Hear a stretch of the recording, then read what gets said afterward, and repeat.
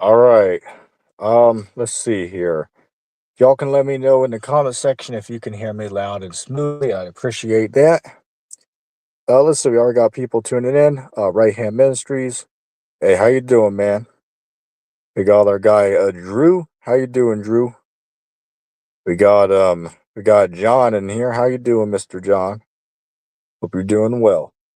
So I'm just back for another stream. Fun fact, by the way.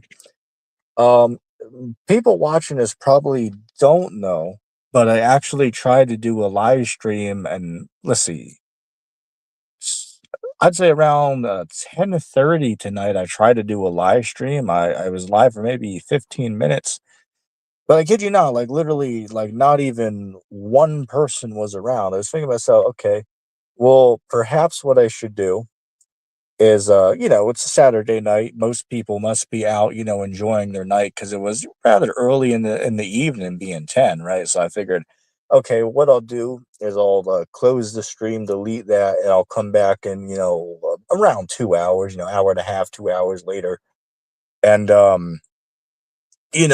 start the stream then because typically people are more active on YouTube around like 12 or 1 a.m. At least, it seems like over here, right? Not a whole lot of people are around, earlier in the night, it would seem. But, it's always good to test out different times. Like, say, for instance, like recently, I believe the day before yesterday or whatever, I went live at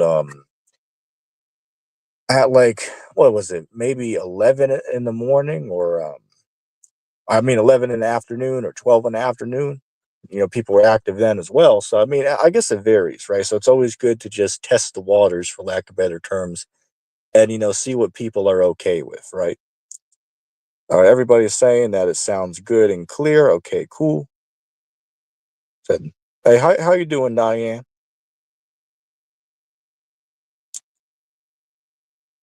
Drew said, I'm doing okay for now. Hope you are too. Yeah. I mean, hey, look, I'm not doing too good myself. I'm not doing too great, but hey, man, it is what it is. That's the way you gotta look at it, right? It is what it is. Shit, like I'll give you an example. Like I was watching a meme compilation earlier, and there was one meme I took a screenshot of because it's so relatable and funny, and everybody was agreeing with this. But it was the guy had like a checklist that he made in January, and he had goals to meet by June, right? So he gave himself like what is that, 5 months? 5 to 6 months to complete this whole list of goals that he had to improve his life. And one was like, oh, get a new car. And then he checked it off as buy a new carpet, right? So he changed it from saying car to carpet. Then the next one was save, 10 grand. But he marked it off and said, save $10. And then another one was like, oh, live a better life. Then he crosses that out and just says live.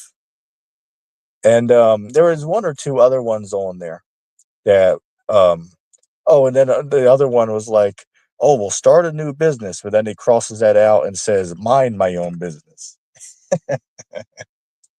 Everybody's like, oh, well, shit, this is relatable. Always start the new year off with, positive vibes and, good hopes. But then more typically than not, they don't come to pass. Like any of y'all ever seen those memes about the gym on January 1st, right? And they show the to represent the gym, they show the portal scene from the end game, right? Saying that that's the what the gym's like on January 1st, right? Everybody showing up and is hyped to start working out in the new year, but then February and March roll around and 75% of those people are not going to the gym anymore. Typically that's just how it turns out, these New Year's resolutions that everybody's making, you know what I'm saying?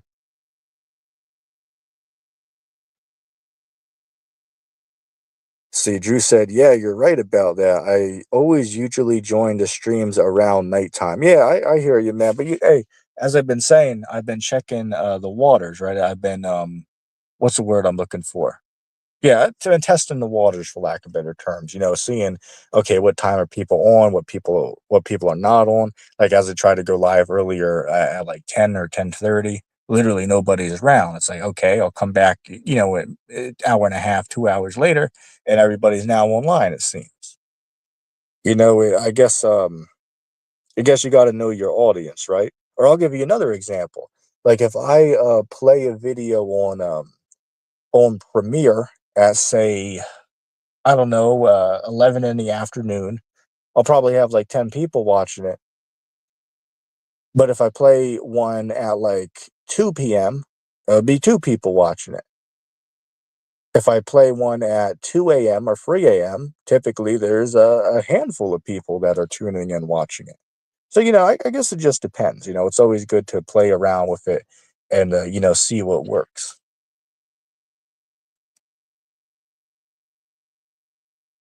Said doing good. Thanks for asking. All right, that's good to hear, man.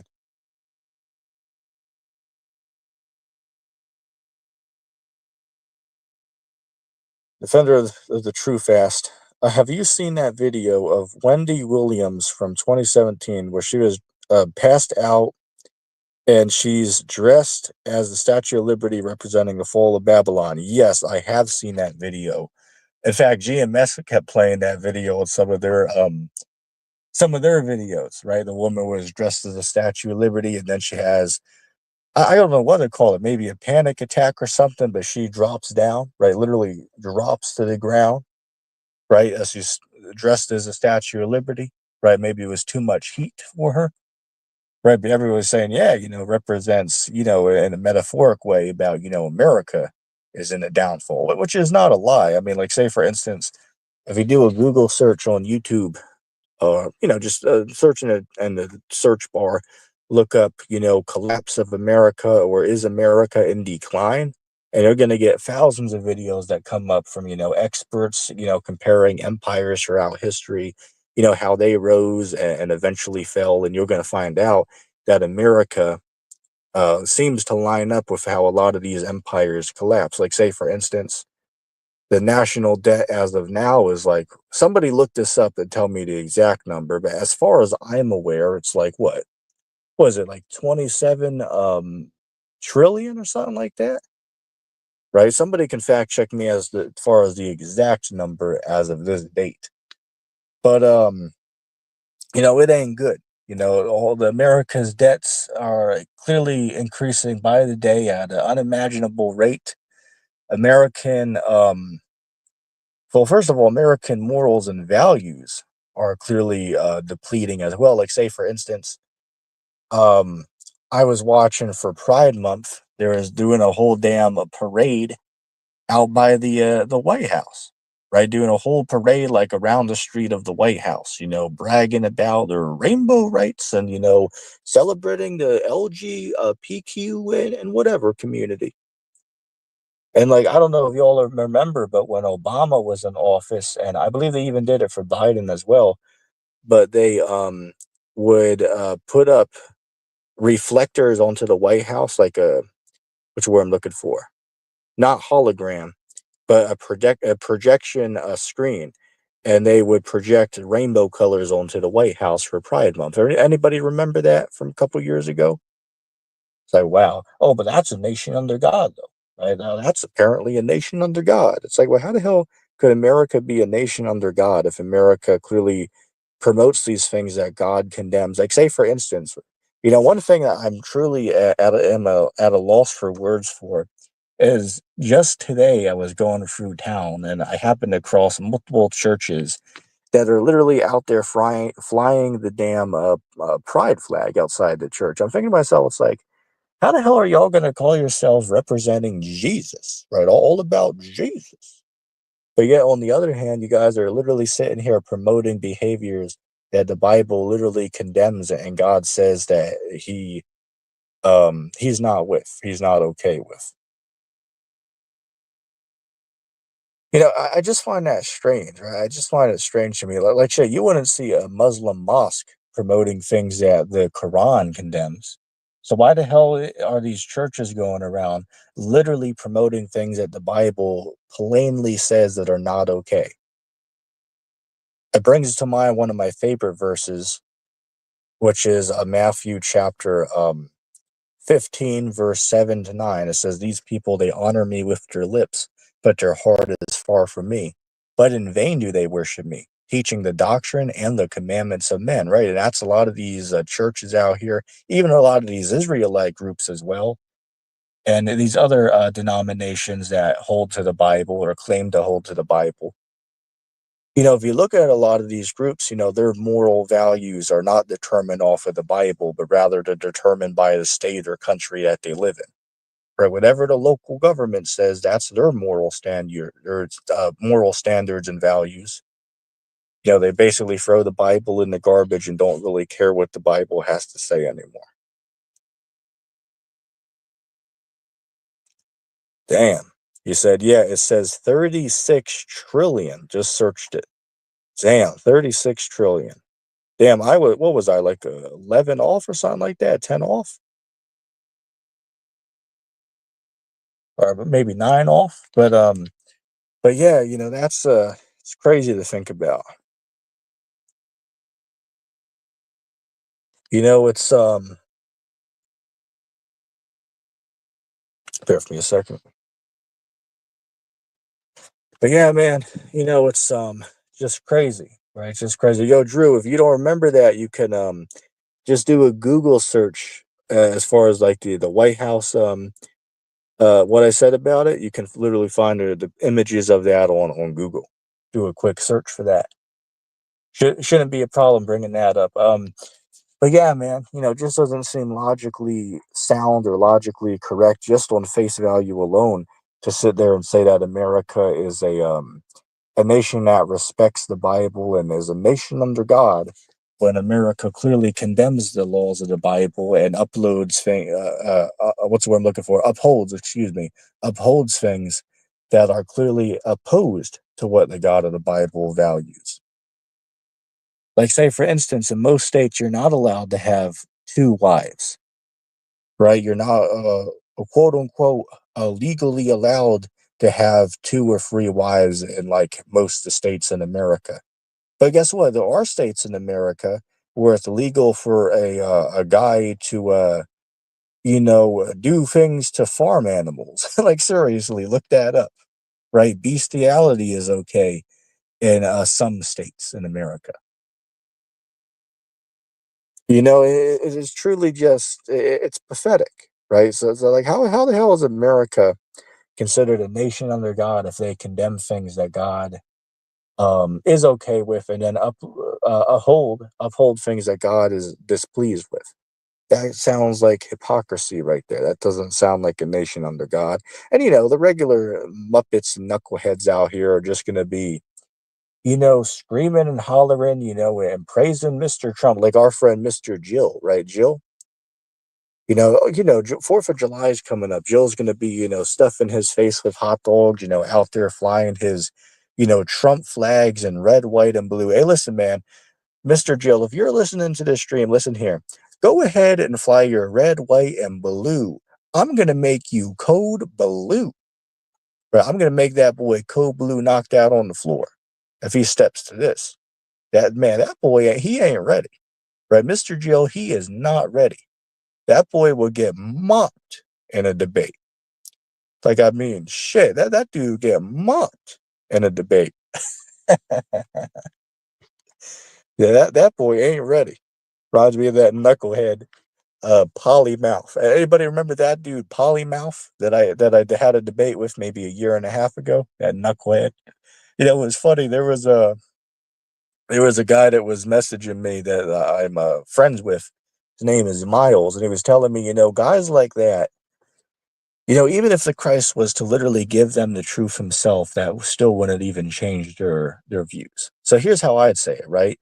Even if the Christ descended from the heavens and literally bitch slapped Jill across the face and literally gave him the truth personally, that still would not change his mind that he is wrong. Let me say that again. Let that sink in real quick. Right? Jill is such a hardhead and knucklehead and moron, and so is Polymouth. Oh, and Perry the preacher.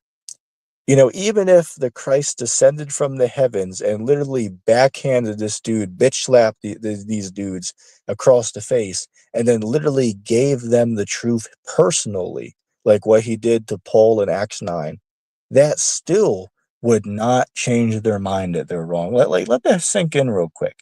These guys are so hardened into the mythology they believe that even if the Christ came down and backhanded them and personally gave them the truth, that still wouldn't be enough to change their mind. Like that knucklehead Perry agreed. It's not a sin for me. Right? Dude's literally up there, cursing people out, telling his 4-year-old kids to come up and literally make fun of Ryan, right? Make fun of him, call him the Loch Neck Monster because he broke his neck in a car accident. It's like, wow. Right, literally lets his 4-year-old come up and say the F word, curse Perry out.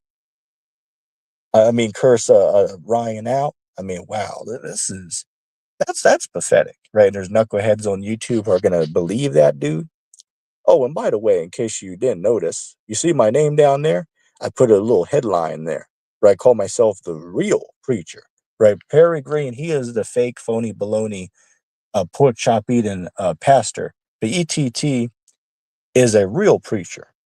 Right? I'm up here teaching you the truth of the Bible. I'm up here preaching the truth of the Bible. And the naysayers are gonna hate. The haters are gonna hate. But you know what? The fact that a lot of people dislike what we're saying proves that we got the truth.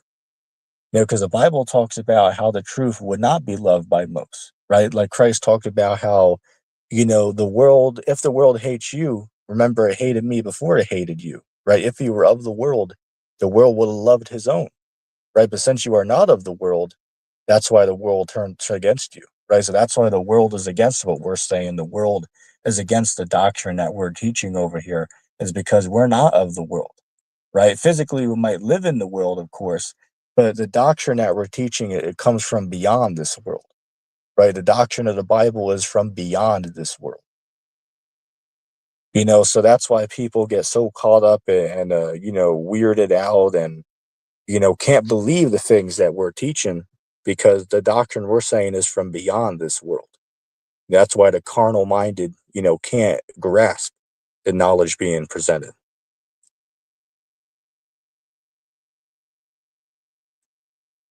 Yo, what's up, my guy, Luke? Yeah, he said cut 6 ways to Sunday. Yeah, I mean, a lot of these dudes, as I said, like Jill, Perry Green, Ryan, which don't get me wrong, I like Ryan. He's a cool guy, but you dude certainly not very deep with his Bible. I mean, shit, I recently went on his channel, which if you didn't get to see the conversation, the channel name is Ryan Apologetics. I went on to one of his recent streams and we had like a 2-hour conversation about is the kingdom of heaven like going to be a physical place, or is it just is it metaphorical? And I brought up all these points to show to him that the Bible clearly says that the kingdom of heaven is going to be on the physical earth one day. And he's like, hey, it don't matter, man. And then we talk about, well, yeah, if Christ was ruling the world, you wouldn't have all this evil and wickedness going on today. And the dummy's like, oh, well, that's where we disagree. You see, Christ is ruling over the nations today. Christ is seated upon the throne judging the nations today, and the nations are respectful of Christ. I'm thinking to myself, it's like, what the hell is this guy talking about? The nations are respectful and obedience unto Christ today? Like, what the hell are you talking about? First of all, half the earth's population doesn't even believe Christ even exists. So how the hell could half the earth's population be in obedience or respect to Christ if half the earth's population doesn't even believe that he even exists? I mean, shit, there's people walking around out here that are worshiping Satan. That literally got, a depiction of Jesus upside down on the cross in their basement. Like, how the hell is Christ ruling over them today? You know what I'm saying? Like, this is just stupid. This is stupid. I can't believe there's knuckleheads out here who believe garbage like that. Like, what the hell you mean that Christ is ruling the nations? Like, if Christ was ruling the nations and the nations were in obedience today, like, how the hell are we on the verge of a nuclear war right now? I mean, seriously.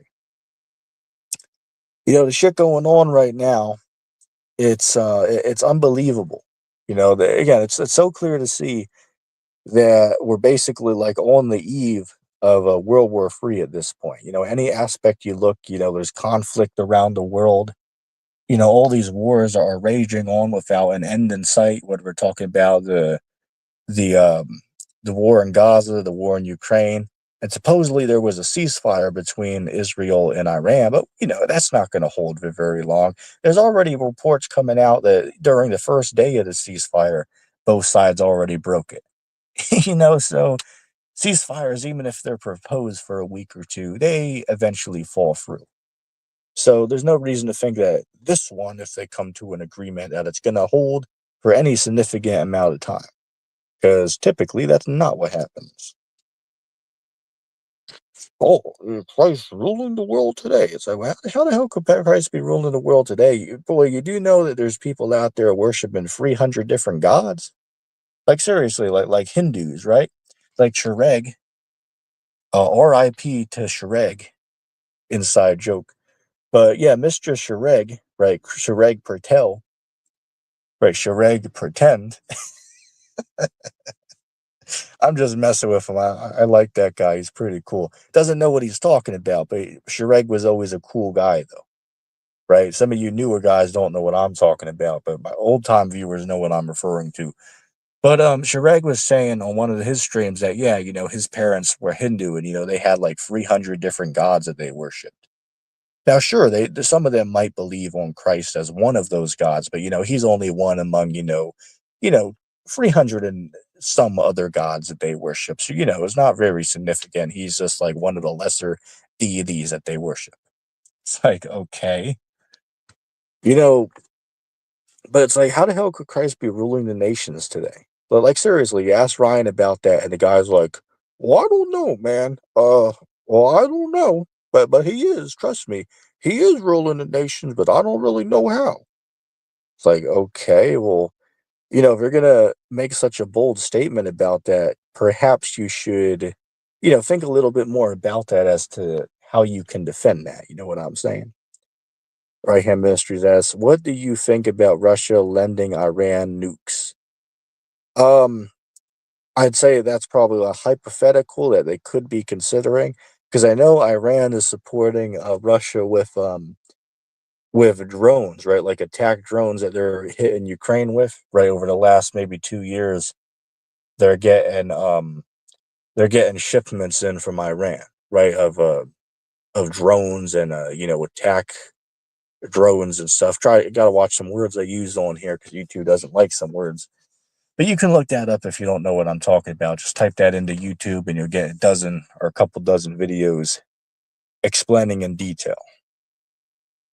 But yeah, that could happen, right? They could lend that to Iran, but nobody knows at this point. We're all just watching what happens in the world.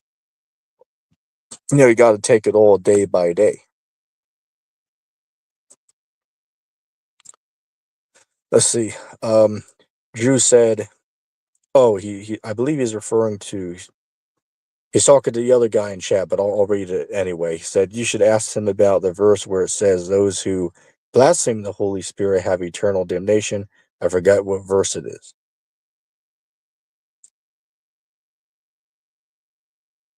Yeah, I won't comment on that because he's talking to the other guy in the chat down here. I didn't see it was addressed towards him.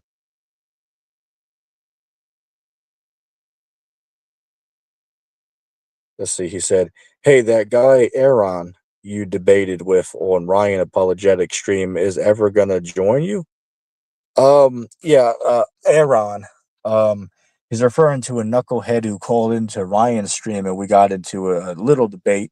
And his whole view is that, Africa is actually the real location of Israel, right? Like ancient Israel in the Bible was actually located over in Africa. We got into a heated argument or, a discussion about the subject because, like, obviously that's, loony and stupid to believe that. I mean, there's so much evidence that the land of Israel is where it is on the map today, right? No ifs, ands, or buts. Now, sure, the people living in Israel today, we don't believe it. Those are the true Israelites.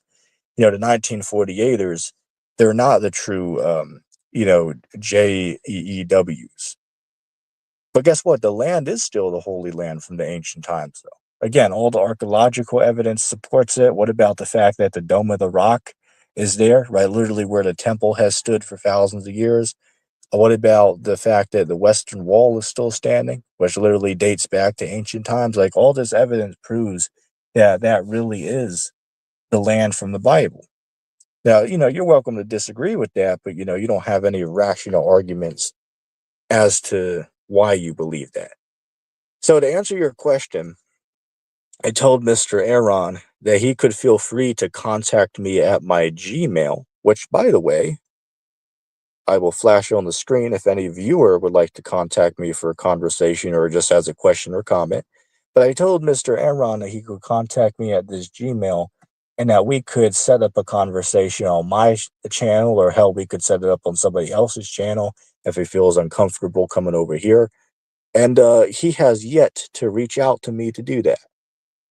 So if he does reach out to me, I'll take him up on the conversation about the topic. But in all fairness, I'll just be blunt and, say what I'm feeling about it. I don't really care if he does or not. I'm not at this point of the game, at this, point of time, I'm not really interested in debating a knucklehead about where the true land of Israel is today. Now, if the knucklehead decides to call into the stream, I'll take him head on the topic. I'm not going to back down from the discussion. But, whether the guy reaches out to me or not, I don't really care. It doesn't concern me. If the knucklehead wants to believe that Israel is really in Africa, the knucklehead can believe that if he chooses. So no, he hasn't reached out to me for a conversation, but that's not necessarily a bad thing. It's really a waste of time at this point. You know what I find funny? Like, me and Ryan asked the guy, it's like, okay, well, where in Africa is Israel located? The dummy's like, oh, I don't know. Well, I don't know. It's like, well, dummy, I bet you didn't know that there's 54 countries in Africa either. Knucklehead must have thought Africa was just one country. Dude's clueless.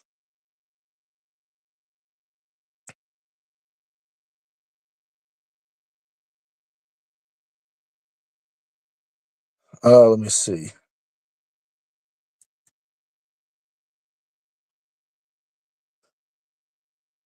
Someone said, do you believe God and Satan are the same, since the Holy Spirit is the right hand and evil on the left?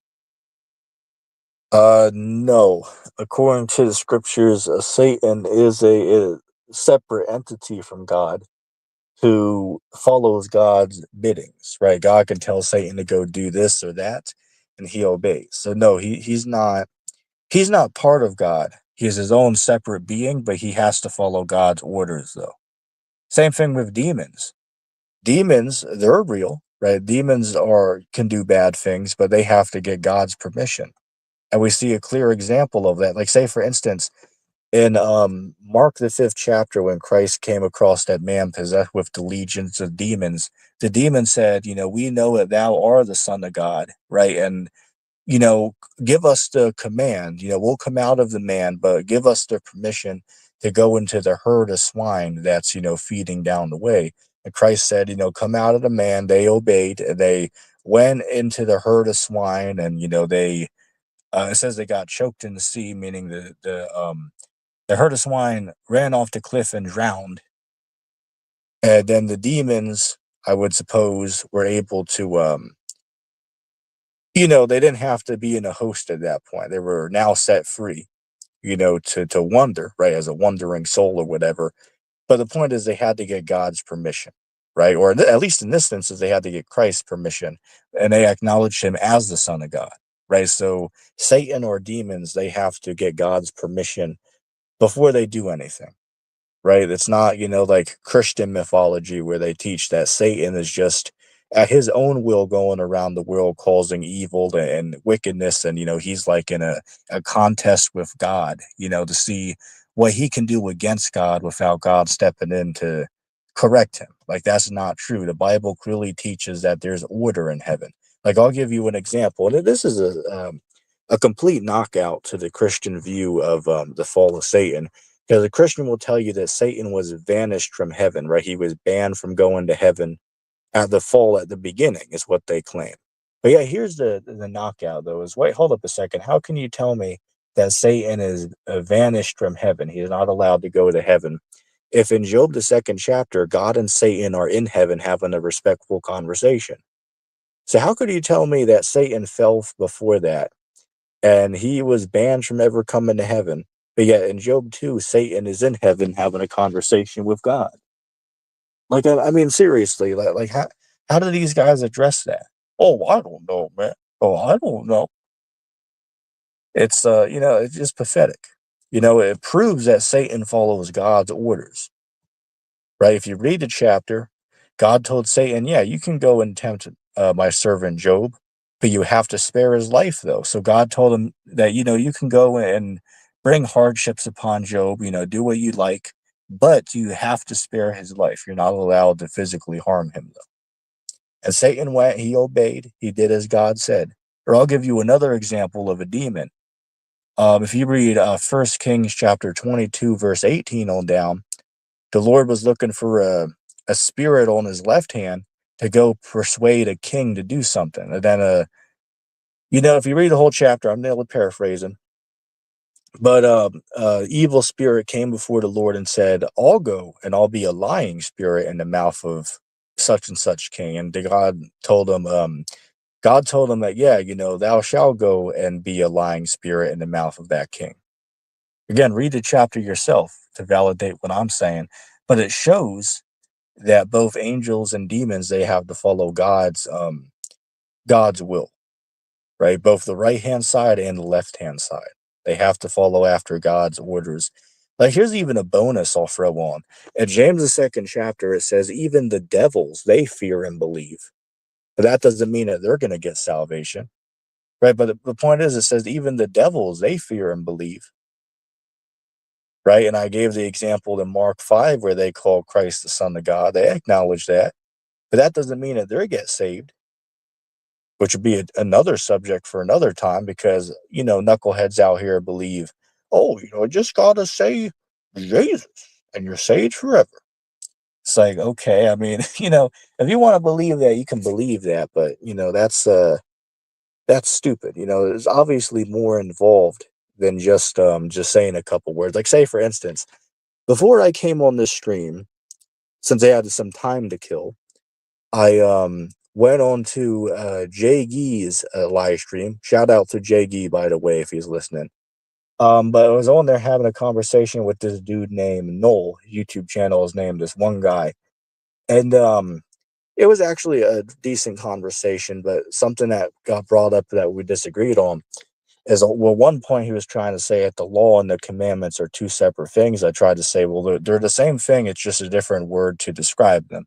Like, say, for an example, in the Bible, you could see it talk about salvation or as being saved.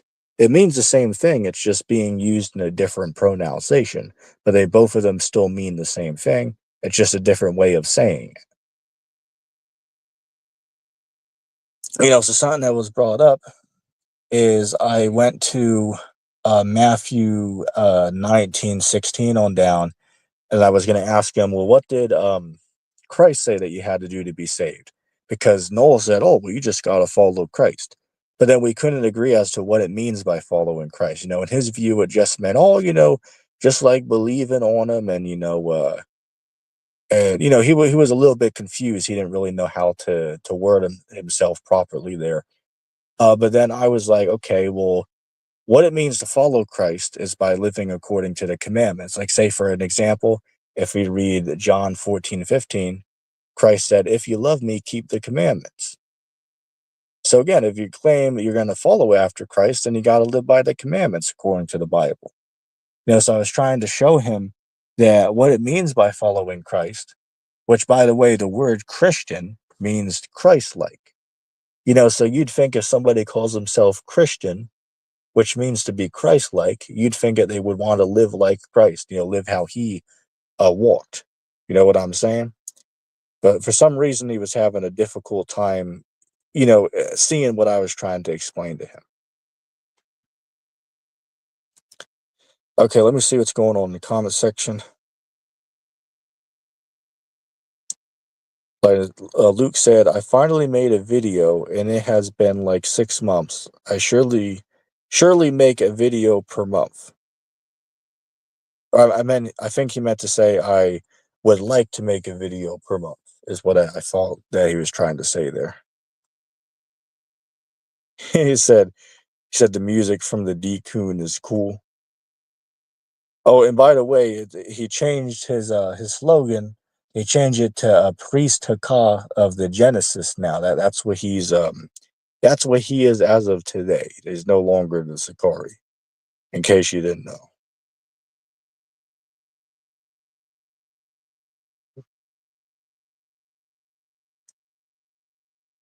Let me see what's going on.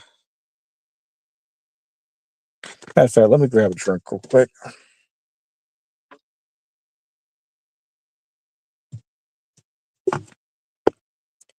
Remember, it is live Q&A. If there's any questions or comments, do feel free to let them be known in the chat, and I will eventually address them. This is probably just a troll account here, but I'll still address the question. Um, we'll just call this guy Feinster, right? He said, "Can lady boys be righteous?"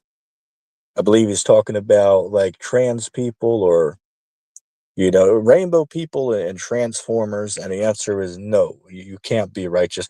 You know what's funny? I was watching a video a couple weeks ago. There was a couple famous Christian pastors who were doing like a live discussion about, can a rainbow person live a Christ-like lifestyle? Can he Christ be found in a gay relationship?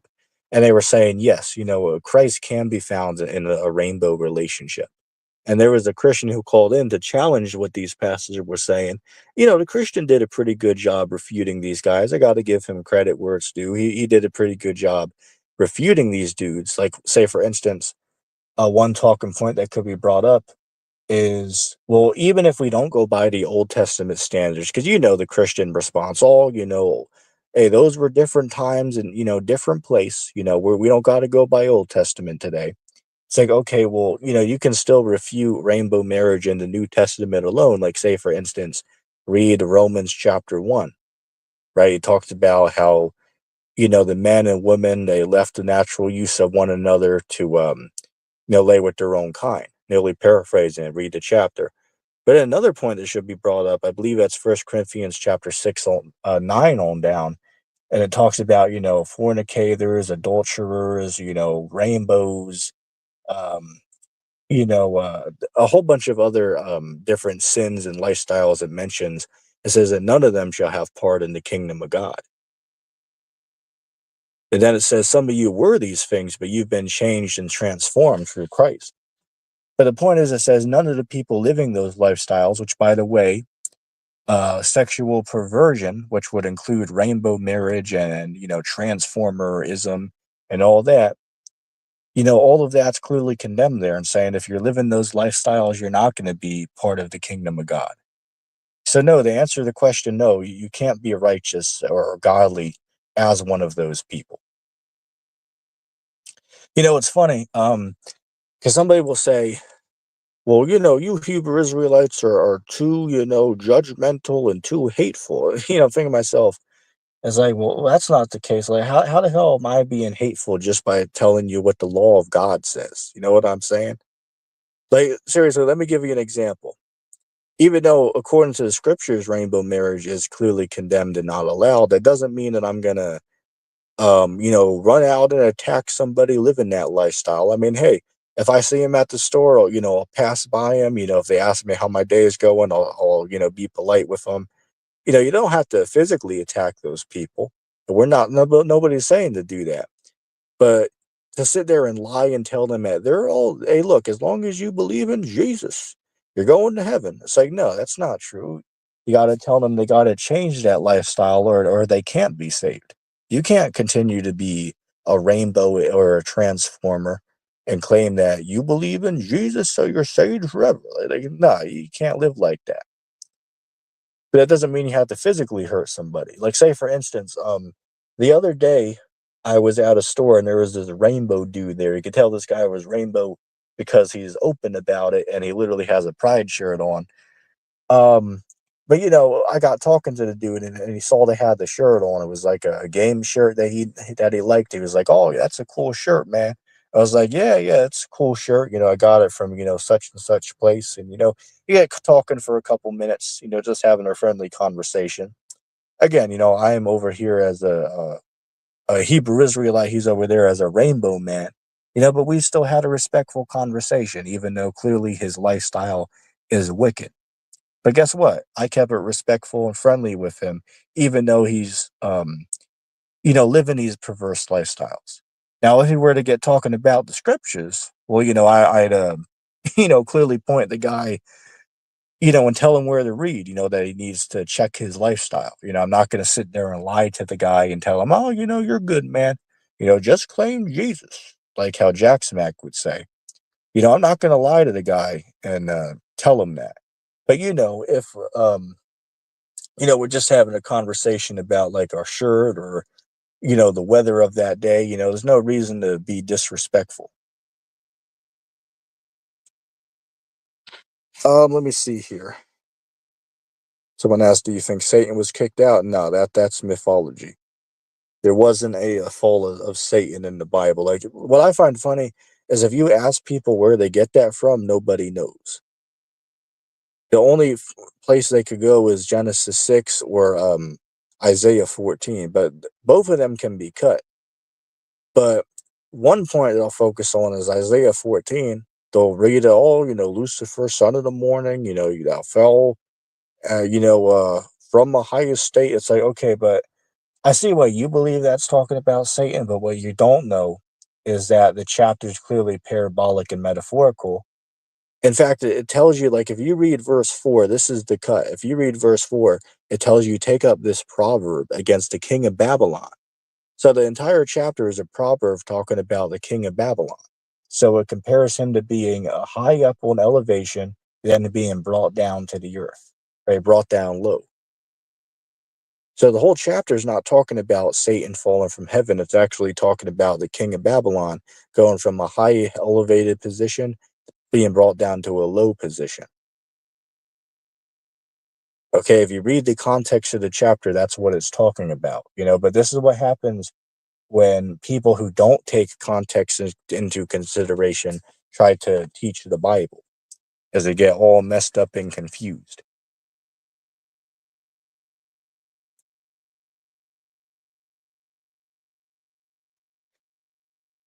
Someone said, Feinster said, I can't stop I'm not going to use that word on here, addiction. And Perry told me, don't worry, just believe. Do you think he's right? Well, no, he's clearly not right with telling you that, whether he's telling you to, to remain smoking any type of drug substance or, tobacco or weed or, whatever it is that you're using. You clearly can't be using that and live a Christian-like lifestyle or, a Christ-like lifestyle. Like, sorry, that's not true. As usual, the preacher Perry Green is lying to you, right? He's telling you a lie. And hey, you're welcome to believe a liar if you choose. But I'm gonna tell you the truth, right? Peregrine is a liar and a knucklehead and shit. You know what's funny? Like I saw the other day there was a dude named Pinhead Larry in the game I was playing, so I was thinking to myself, say shit, maybe at this point I should call Peregrine Pinhead Larry. Shout out to anybody who gets the reference if you watched Nick growing up. But yeah, this dude, Perry Green, right? That's basically Pinhead Larry over there, right? Knucklehead doesn't know nothing about nothing. Trying to teach people the Bible. Dude's on there wearing a Pornhub T-shirt. Handing out drug packages to people and free Bibles, and telling people, hey, look, as long as you believe in Jesus, do whatever you want. It doesn't matter anymore. It's like, I think people are smart enough to be able to tell that that dude is not telling you the truth. Like, I mean, hey, look, you can believe the bullshit if you want, but don't be mad at me for just pointing it out. You know what I'm saying? Like, believe what you want, but I think people would be smart enough to be able to realize that somebody's lying. Hey, look, let me tell you this. Somebody's telling the truth and somebody is lying. Now, you can be the judge. Am I lying to you? Is Perry lying to you? Am I telling you the truth? Is Perry telling you the truth? You be the judge, right? You can choose as to who's lying. Am I lying? Is Perry lying? What's going on? You can choose that. But I think it's very obvious and clear to see who's telling the truth and who's lying. But hey, you can be the judge of that. He said I would make a video every month, but I've been so busy. Yeah, I hear you, man. One thing that I'm doing is I have a backlog of videos where I have like 20 or 25 videos I've made over the last 9 months that I don't publicly upload. So say for instance, if I have to go out of town for a week, or maybe I'm sick or don't feel like doing a video, I can always pull from that backlog that I have and upload a video or two from there. Hell, or really, if I want, I could not even record a video for 2 whole months, and I would still have videos to post, every couple days. If I took 2 months off from recording videos, which by the way, I've never done. But if I, for hypothetical example, if I ever decided to do that, I still have plenty of videos to upload for my audience, because over the last, say 8 9 months, I've been recording extra stuff on the side, putting it to the side, record extra debates or conversations, and then you upload it privately to your channel, and then only you get to see it, and then at a later date you can upload it publicly for your audience to watch. You know what I'm saying? So it's just a smart thing to do. Already having a backlog of content, so if you ever get sick or have to go out of town or just don't feel like doing a video or a lesson, you already have 10 or 15 videos at the ready, right, on standby, that you can pick from and upload a couple of those if you choose. It's just called being smart doing that. Let's see.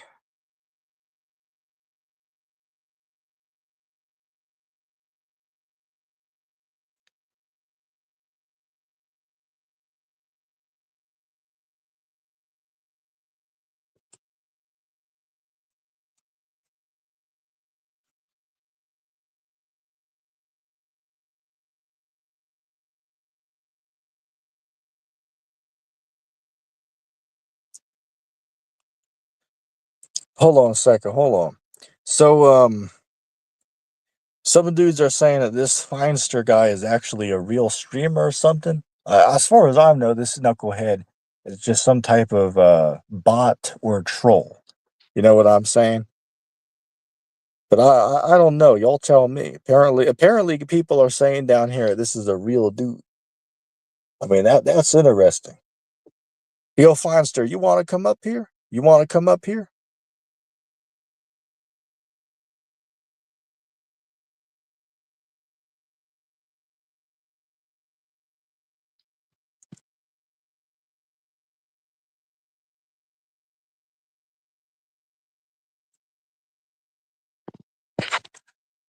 I mean, hell, Drew, if that is the case, I think that like, say for instance, if it really is a real streamer, it's probably somebody just making a fake account of them to impersonate them. Like, say for instance, people do that to me all the time, or they do it even to Jill or to Shreg, to Tahar.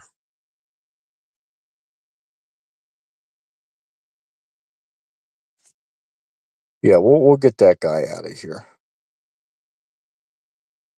Yo, Mr. Feinster, perhaps you should pick yourself up a Queen James Bible. It would be my recommendation for you. Right, maybe you should attend the Baptist church where they would endorse your behavior, and perhaps you should start reading from the Queen James Bible. That would be my suggestion for you, my friend. That dude's probably an Edomite anyway. If I had to take a educated guess.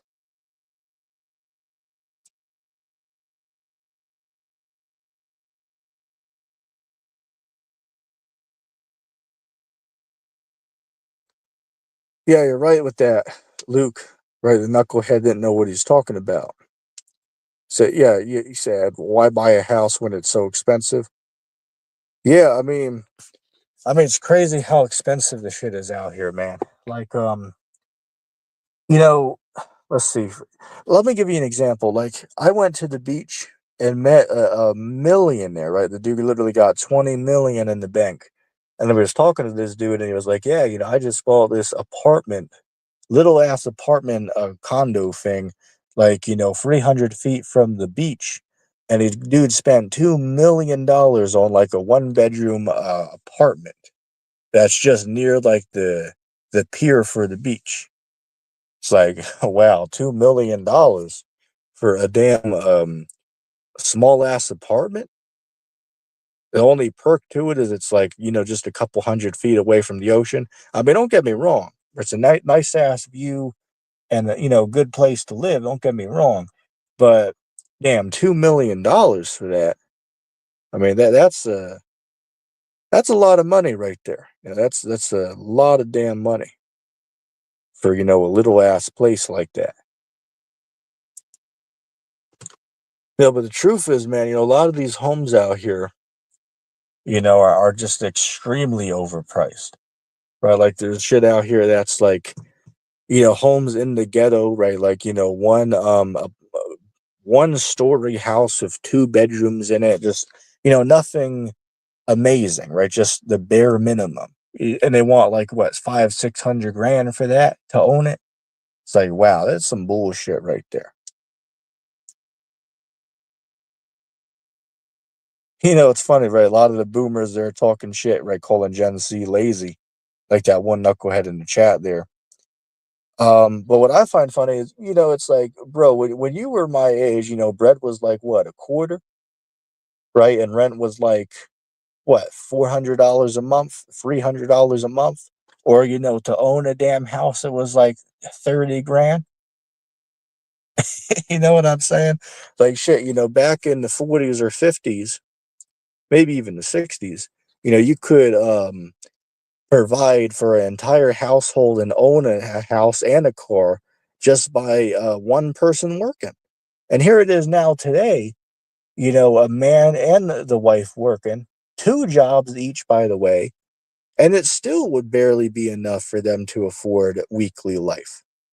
Like, tell me that's not a broken and corrupt society that we can go from, being able to support a whole family with just one guy working, nothing difficult, just one job somewhere, and is able to support a whole family off of that and own a house, own a car. But yet today, both parents working two jobs is barely even enough to pay the rent and pay the um the rent for the car, right? Because a lot of people are just renting these cars out for a number of years. They're not even owning the damn vehicles. You know what I'm saying? Like this is pathetic out here. This is some BS. And anybody who can't realize that, that person's just a brain rotted knucklehead. That's a whole nother thing. Most people in America are just brain dead sheep, right? Everybody is just a gullible sheep in America. Like, say, for instance, Americans will say, well, I'm free, I'm free, I'm free. But on the other hand, oh, I'm a law abiding citizen. Say, hold up a second, let me understand this. So, on one hand, you brag about how free you are and you don't have a master over you telling you what to do, right? You're in control of yourself. But on the other hand, you brag about how obedient you are to the master. Like seriously, can nobody else see the cognitive dissonance and the hypocrisy there? How can you be on one hand free, but on the other hand, you brag about how obedient you are to your master? Like, I mean, seriously, that is called being retarded. That's not called being smart. Americans are anything but educated and smart. I mean, shit, for Christ's sake, there's people out here in their 20s in college who are confused as to if they're a male or female or not, for Christ's sake. Got people out here, with bodies, 90% of it is tattooed with ink.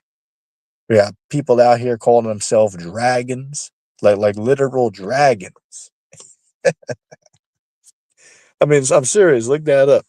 Got knuckleheads out here dyeing their eyes blue or black. Look that up. It's wild out here. The trash you got going on in this society. Wild out here.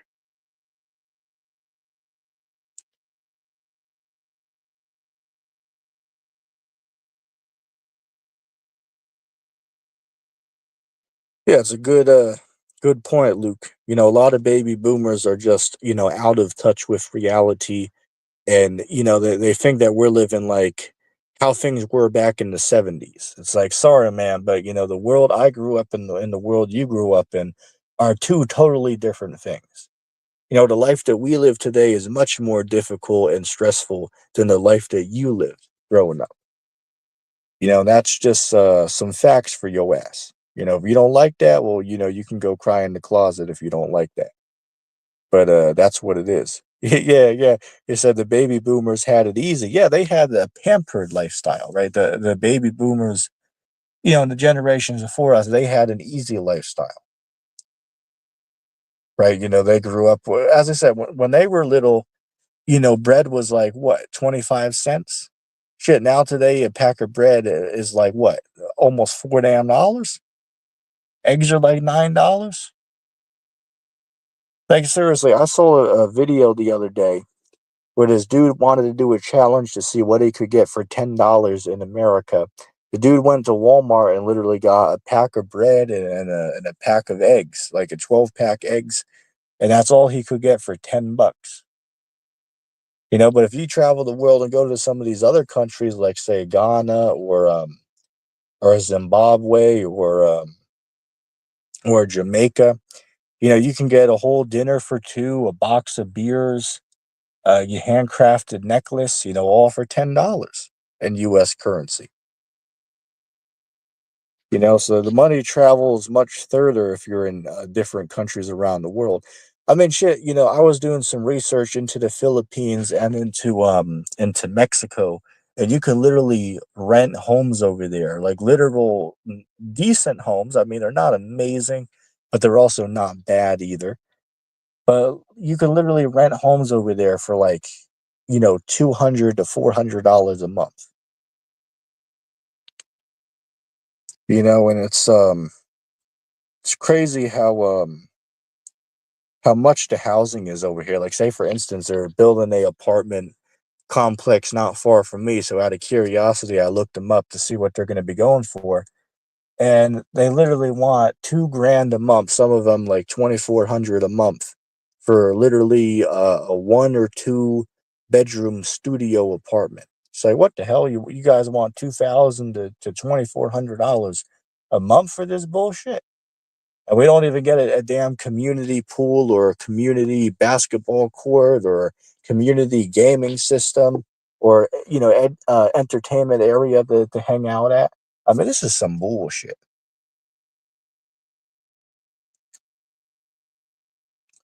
Who said you need $1 million to buy a home in Sydney? Yeah, I believe it. I believe it.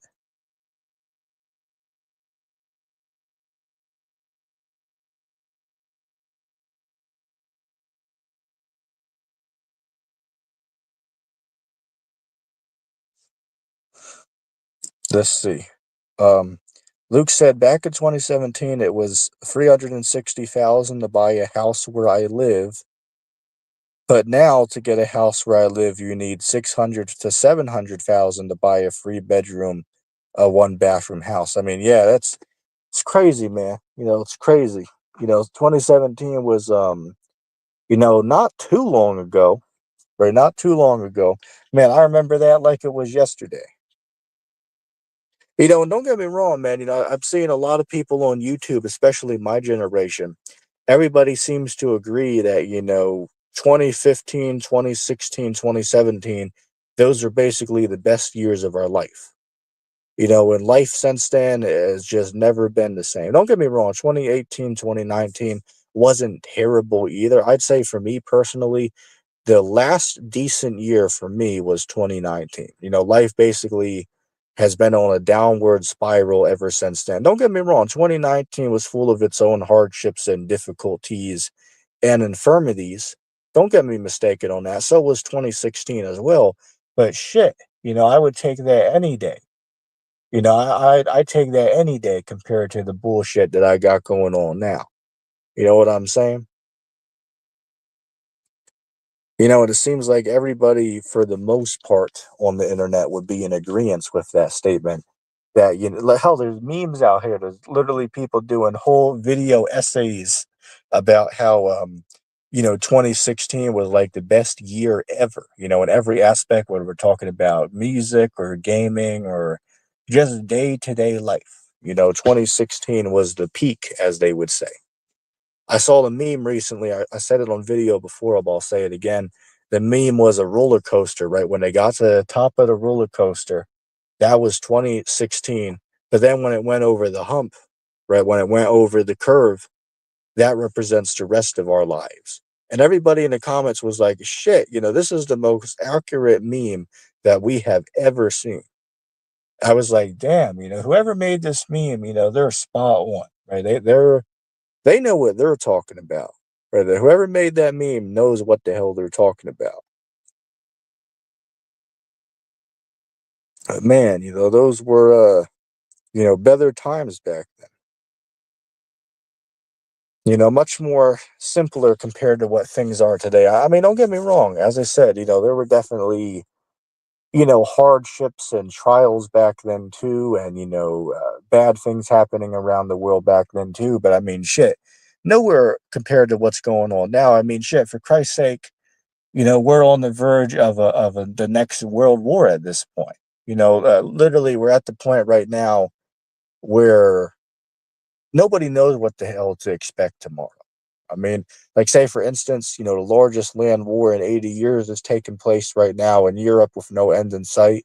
You got Israel that's, being surrounded by armies right now today on all sides.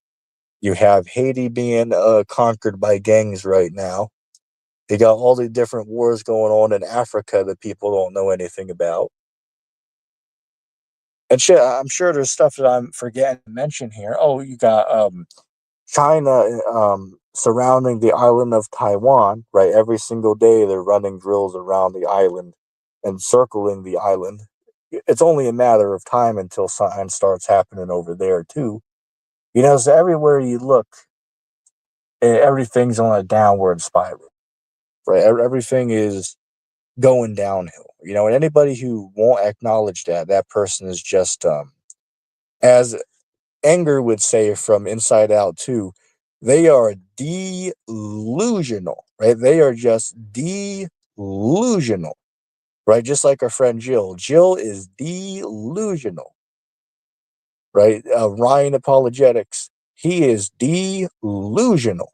Inside joke.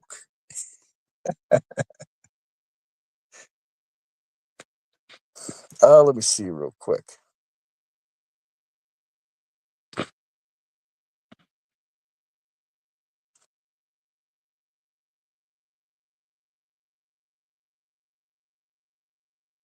Excuse me if I cut out real quick. I gotta check something.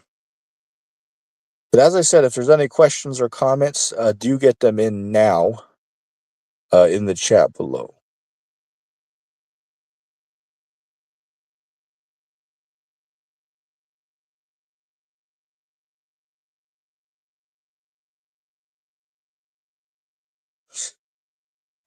I was gonna change my icon picture, but then I remembered I'm logged in on a side account, so I don't have all my images in the back saved. So unfortunately, I can't do that.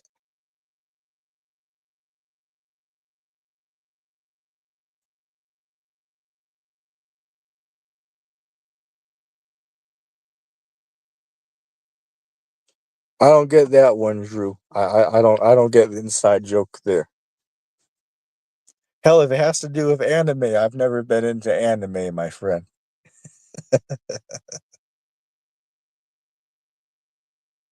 Have I done that in the hood? No. Yeah, I wouldn't recommend doing that around there, man. Well, actually, let me rephrase myself. Technically, once I did, but beyond that, I haven't. But shit, this statement's true. He said even the hood is expensive. Yeah, you're right on that, man. Like not far from me, there's hood areas, downtown areas. But believe it or not, even the rent's high there. Like literally the apartments I was talking about, they were making that I mentioned maybe 10, 15 minutes ago, that are 2 grand to 2,400. Even they're down in the hood, right in the hood area. It's like shit. People can't afford to live out here.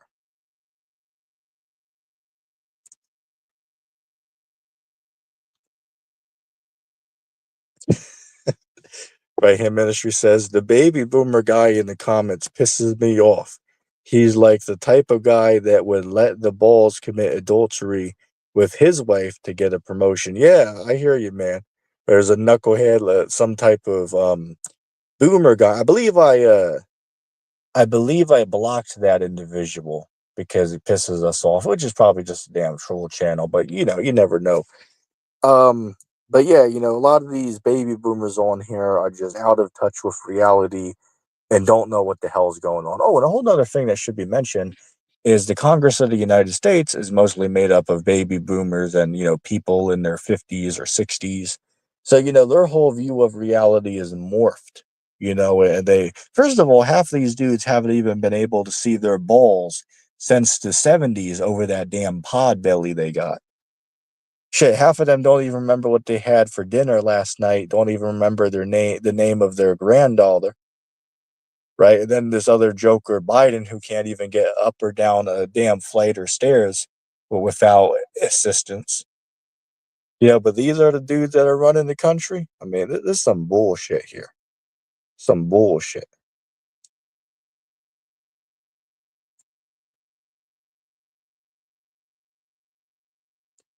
Shit, maybe they will, man. Maybe they will. Hey, look, that's something I should say that I said on the other stream.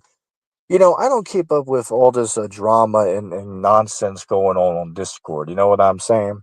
Like, some of these dudes on there can, sit around on Discord for, maybe, 5 to 10 hours a day if they choose, like on these chats boards or, call ins, which again, there's nothing wrong with that. But I don't have the time to do that. You know what I'm saying? Like, say, for instance, a lot of people invite me to call into different servers. Like, say, for an example, I was invited to a Muslim server, right, for like Christians and Muslims to have conversations. And don't get me wrong, it was a decent, respectful server. I called in one time and had a chat with some Muslims on there. It was a respectful conversation, but I don't really have time to sit there for 3 hours and call into these private calls that are not being streamed to YouTube, or just people are talking for hours on that. Like, hey, look, people can do it if they want, but I don't have time for that. You know what I'm saying? Like, I got limited time on my hands. So people always ask me, well, why? Can't we just do a phone call conversation? Like, I don't feel like coming on stream, talking in front of an audience. Could we do like a private phone chat? And I tell them, you know, I can address you as far as texting back and forth. Like, say for instance, you can contact me at my Gmail and we can have a conversation, you text to text back and forth on there for a little bit, but after a while, I'm going to get annoyed. Like, say, for instance, if somebody asks me a question about salvation and is in disagreement, they might send me, 5 messages back and forth. That's fine. But, it gets annoying when it turns into, 30 Gmails back and forth with one another over a couple hours. You know what I'm saying? Like, I don't got time to do that. If you disagree or want to have a conversation, you're welcome to call into the live stream. You know what I'm saying? Like, hey, say in the chat that you want to come up and chat, and we can politely have a conversation. I'll drop a link for you. You come up, topic of your choice, and we can have a conversation about it. It's much more fruitful and just way more easier to do it that way. You know what I'm saying? So yeah, I don't keep up with any of this drama and bullshit that guys are doing on Discord. While it might be on some servers on Discord, I don't keep up with the drama going on in there because I don't got time and I'm not really concerned with it. You know what I'm saying? Like, say for an example, like, I don't really care about the drama between Jay and what's this woman, April. You know what I'm saying? Like shit, you know, they can keep that between themselves. You know, it's not something that concerns me. You know, I'm not gonna waste my time to get involved in nonsense like that. It's a total waste of time.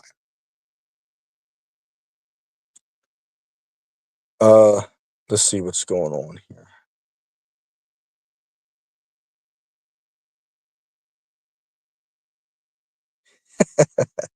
Said you're not missing out on anything. Yeah, yeah, I hear you. There's nothing but a bunch of nonsense and garbage going on Discord. As far as the servers I'm in, that's all I'm seeing, right? A bunch of just nonsense going on in there. Primarily, right? Primarily, that's what it is.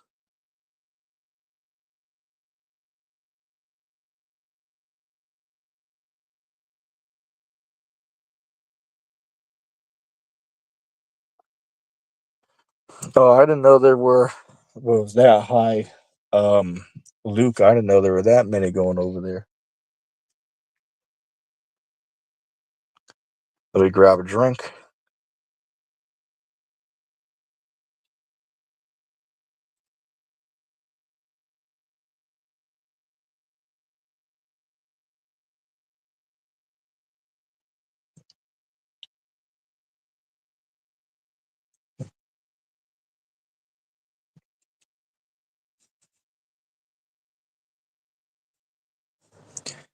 Yeah, I'm aware of that. I'm aware that's him. But thank you for letting everybody else know who didn't know.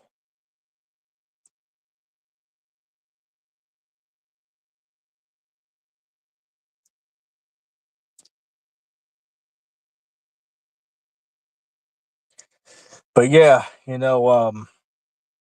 I think I'll be wrapping this up in probably like 7 minutes here. I'll wrap it up in probably an hour and 20 minutes. So again, this is like the last call. If anybody has a question or a comment, this is the last call to get it in for tonight.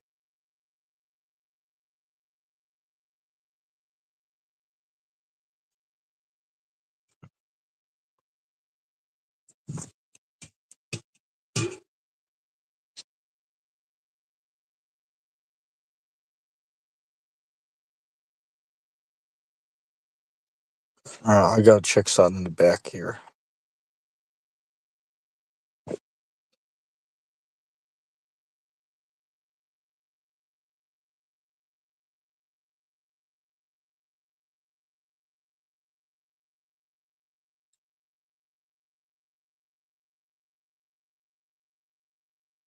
Okay.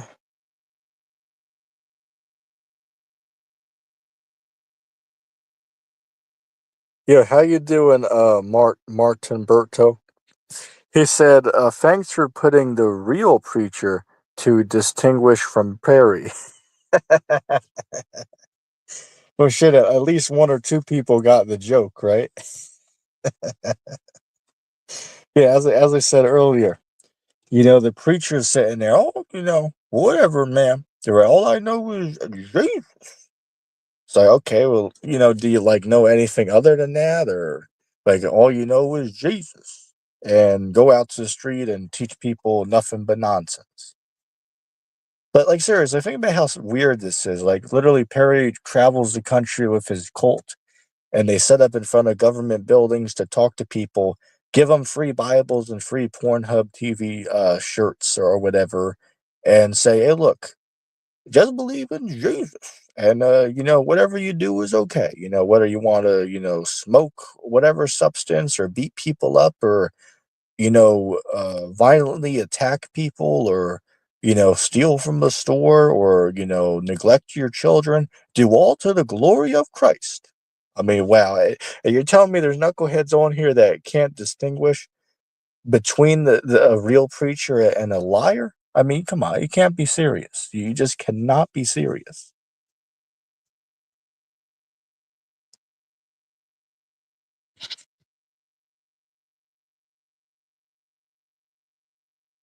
Okay, let's see.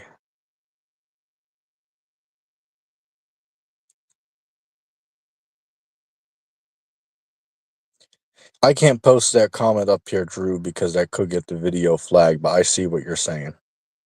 Yeah, I heard that that Ridge is putting up some wild like pictures or whatever on Discord.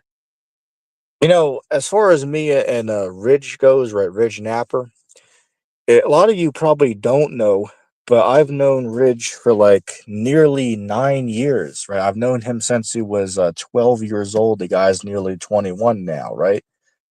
So I've known Ridge for definitely a long time, right? I've known Ridge for a long time. And I always give the guy credit, definitely a smart dude, but he doesn't really know much about the Bible. That's not really his strong source. He's very knowledgeable when it comes to like the history of the Vatican and the popes and world history. Smart guy, don't get me wrong. Definitely a smart guy, but he doesn't know a whole lot about the Bible. In fact, he even admitted that he only read one book of the Bible, which, of course, coincidentally, is one of the most shortest books of the Bible, being the book of Jonah. Right? It's funny. He was telling me he has a 300 book collection in his house, but he doesn't read any of them. Which, hey, look, if that's what you choose and you choose that, maybe he just likes the look of it. But I don't do that. 80% of the books I own that I've read, right? I have probably like 35 books that I own. I've read 80% of them if I had to take a reasonable guess. And fun fact, by the way, I actually purchased a backdrop that's like a library, right? Like if you go on Amazon, look up a book backdrop, you'll see the one they use on streams. I purchased that one. And in the future, I'll use that for my backdrop for like videos and thumbnails and stuff like that, right? So I have it in the box over there. Not in use as of now, but I did recently purchase that. It looks pretty damn cool.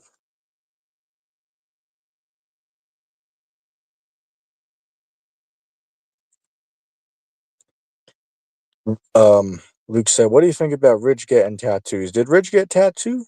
Did Rich get a tattoo? I'm unaware of that.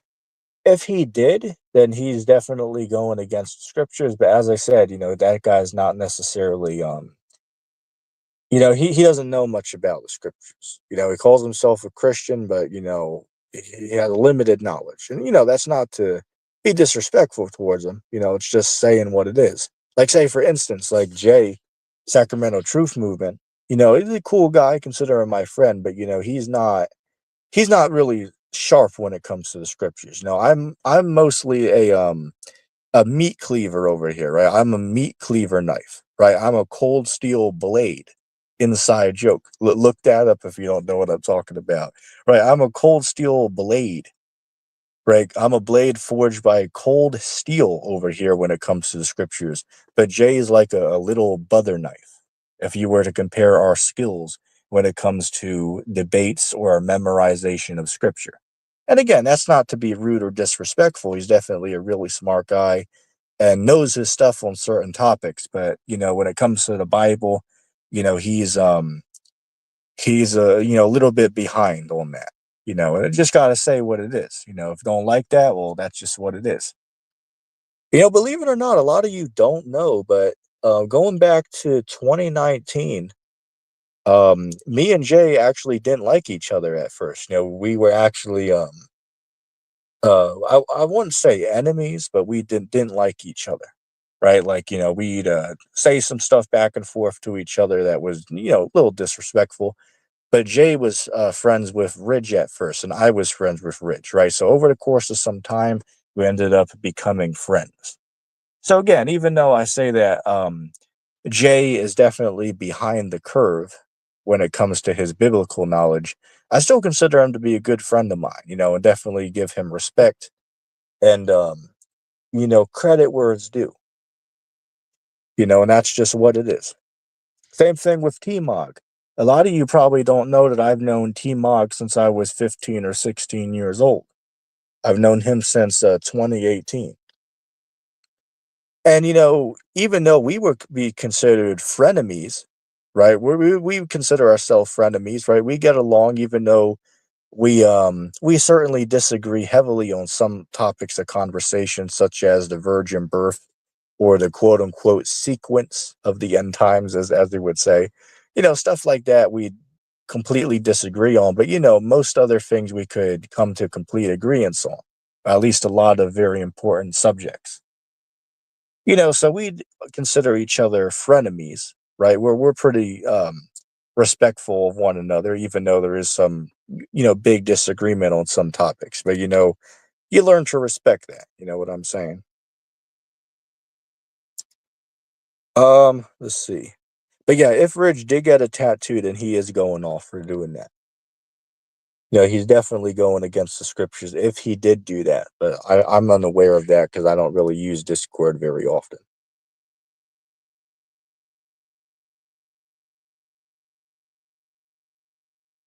He said Rich is getting wild. Oh, that's cool, man.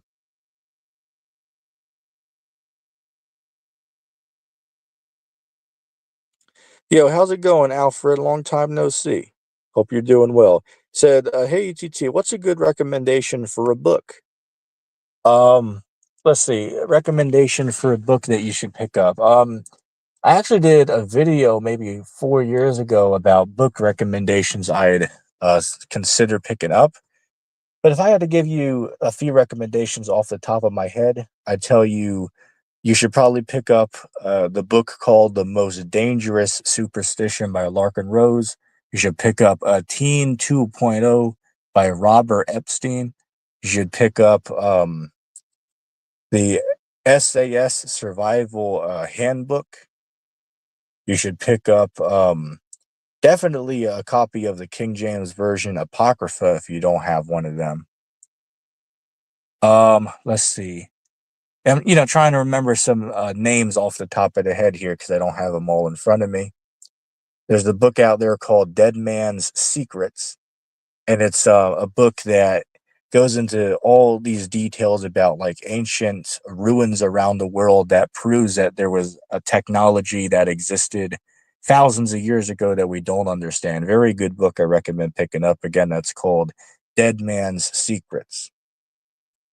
Another book I'd recommend, I believe it was promoted on the Epic Economist channel. It's called Hidden Prophecies About the Downfall of America. And it's a book about, I believe it's 200 dreams or visions that people have got around the world of the future of America. I recommend picking that book. Again, it's called Hidden Prophecies About the Downfall of America. Or at least I'm pretty sure that's the name. If you look it up on Amazon, you'll see what I'm talking about. Um, let's see. There's some other books out there I'd recommend, but I mean, off the top of the head, I couldn't remember. Another one is, I believe it's called Surviving the Economic Collapse of Argentina.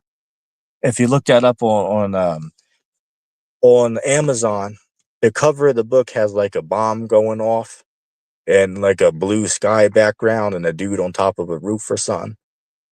You'll see it if you'll know what I'm talking about if you see it if you look that up on Amazon. Highly recommend looking up that book. And by the way, the author of that, his YouTube channel is called the Modern Survivalist. At least I'm pretty sure that's the name of the channel. And the book's about how he survived the economic collapse of Argentina in the early 2000s. I recommend picking that book up. It's a fantastic book. I've read the whole thing, and I certainly recommend it. In fact, every book that I've recommended on here, I have read the entire book and reread over it at certain times or certain chapters to refresh the memory. But every book that I just mentioned there, you should pick up. And there's many others. Again, I'm just giving you a handful off the top of my head what I can remember out of the library that I got. I believe there's another one that's called the Prepper Survival Manual or something like that. Again, there's so many of these survival books or historical books that you can find. It's again, it can be overwhelming. So again, I'd recommend that everybody only needs like 20 or 25, maybe 30 books. You don't need to have 500 books laying around, or 80 books, or like Ridge, 300 books that he only has read like one of. You know what I'm saying? Like, as I said earlier, the books that I have, I've read 80% of them. And by the way, I recently picked up the book of Enoch at a yard sale, right? I was looking at a yard sale, happened to look at the books that the person had out. And I happened to notice there was a book there called, the book of the prophet Enoch. And I was thinking to myself, I was like, damn, I didn't expect to find that at a yard sale. I asked the guy how much you want for it. He said $1. I was like, yeah, why not? Even though I don't believe Enoch, I don't believe the book of Enoch's inspired, it might still be a good read, right? So you can understand what's in the book and what people who believe in Enoch might believe, even if I don't believe in it. Another book I picked up was the Egyptian Book of the Dead. Even though I don't believe in that mythology, it can be good to learn about what it is. Or I'll give another example. Perhaps it might be good to pick up a copy of the Quran. Even though we don't believe in the Quran, it might be helpful to study it so you understand the Muslim view of subjects. How are you going to have a debate with Islam if you don't know the beliefs of Islam?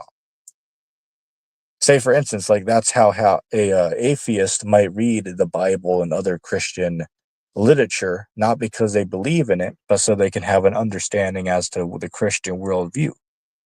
You know what I'm saying? So, Alfred, I hope that answers your question. Just a handful off the top of my head. Drew said, I think Jay brings up a lot of good points. I don't really have anything negative to say about him. As I said, Jay's a pretty cool guy, but when it comes to the Bible, he's not totally there. Like, say for instance, he'll ask me questions behind the scene in private. And again, I don't have any problem with that. That's all fine and dandy. But again, if he had the answers for it, he wouldn't be coming to me to ask the questions. You know what I'm saying? So again, don't get me mistaken. Jay's definitely a cool dude, and we consider him to be a good friend of mine. Don't get me wrong. But all I'm saying is that, between him and me, I'm clearly the sharper sword. And I don't mean that to be prideful or arrogant or any of that. That's just what it is. And that's just obvious to see.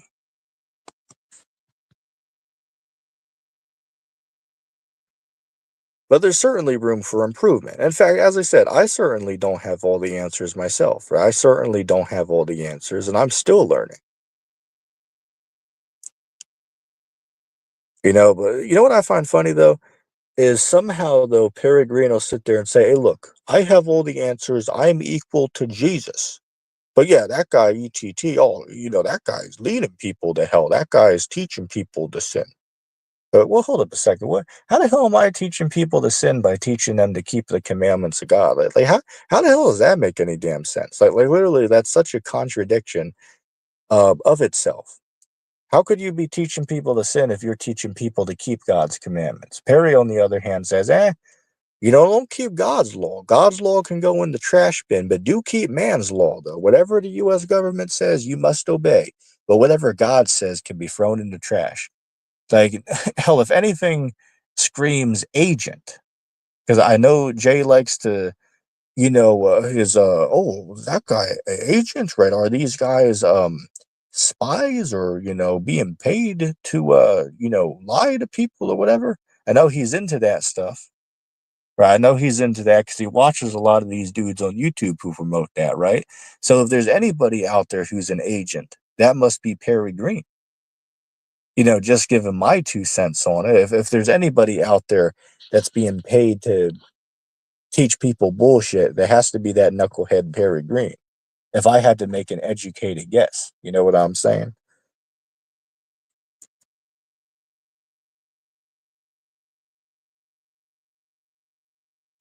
Yeah, Martin Berto, you're absolutely right. He said Perry's live stream was 2 weeks ago and only has 150 views.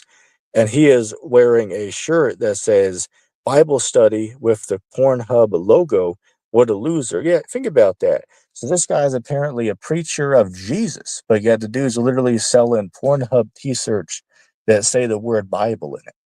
And like it's not even a conspiracy. He'll literally tell you that he took the logo from that website and turned it into a shirt. Like it's not hidden. Like the dude will literally admit that that's the inspiration behind it. It's like, wow, that's just that's pathetic and bizarre, man.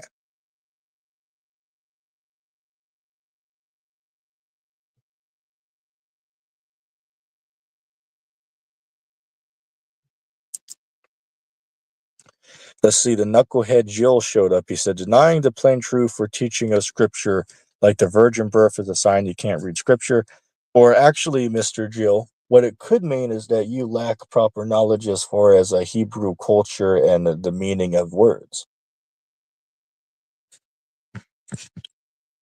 You know what I'm saying? Like, as I said, Jill is a knucklehead, right? Even if the Christ descended from the heavens and absolutely bitch slapped Mr. Jill, that still wouldn't convince this man that he is wrong. Hell, if there's anybody out there that's prideful, there has to be this dude, Mr. Jill, in my humble opinion. And don't you worry, Jill.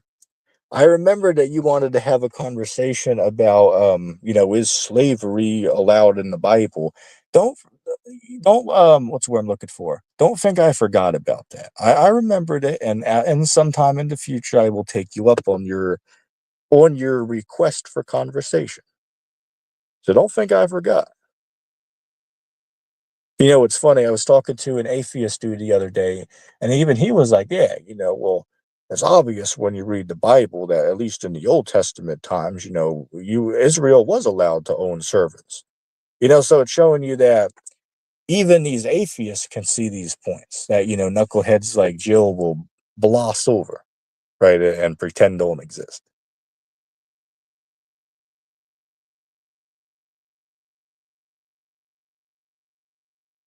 Yo, how's it going, Rich?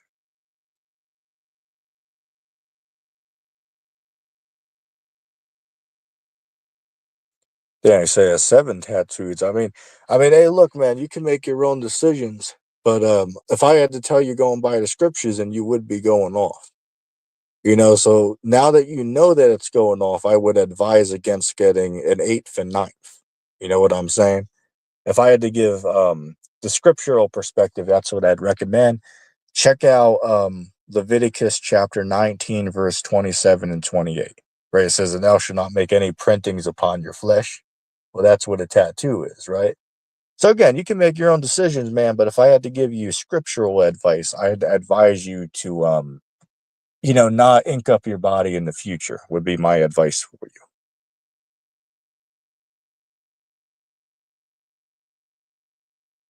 you. Drew said, I think Perry's probably an agent. I could see that. He's going around helping his local police department and fire department. Yeah, I seen that. This knucklehead's on there. On one hand, the dude's crying and bitching and complaining to his audience to give him donations and Patreon funding. But yet, on the other hand, the dude's giving free handcrafted furniture to the local fire department and police department. It's like, well, knucklehead, if on one hand you're begging people for handouts and beer money, how the hell is your dumb ass on the other hand making free furniture to give out to the police station and the fire station? Like, I mean, am I the only one who sees the bullshit right there, the complete double standard? I mean, come on. That's nonsense.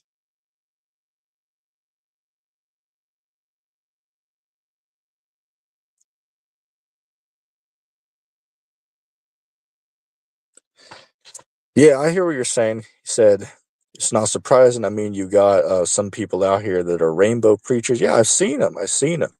Like, say, for instance, I was on with Nick from Signs and Wonders, I want to say a year ago. We did a stream about it, which I haven't uploaded a video yet, but it's on his channel.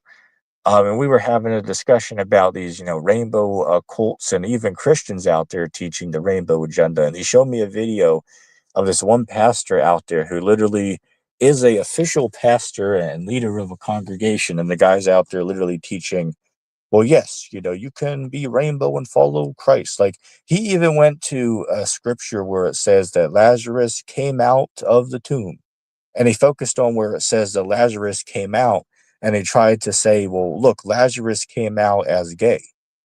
I say, what the hell? Knucklehead, if you read the context of the chapter, it's just saying that he came out of the tomb that he was in, or the room he was in. Knucklehead is saying, oh, well, when Lazarus came out, he was actually coming out as, LGBTQ. It's like, wow. It shows the extent that these people go to lie on the word of the Lord. You know what I'm saying? It shows the extent that some of these knuckleheads will go to lie about what the Bible actually says. And the surprising thing about it all is there's knuckleheads who believe these morons. You know what I'm saying? I find that just bizarre and pathetic to me. You know what I'm saying?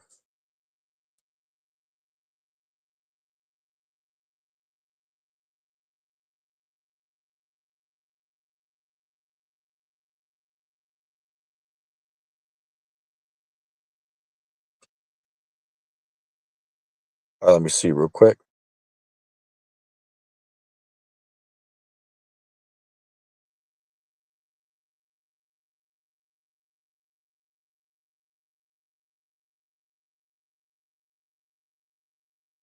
Yeah, I see that Jill jumped in and he dipped real quick.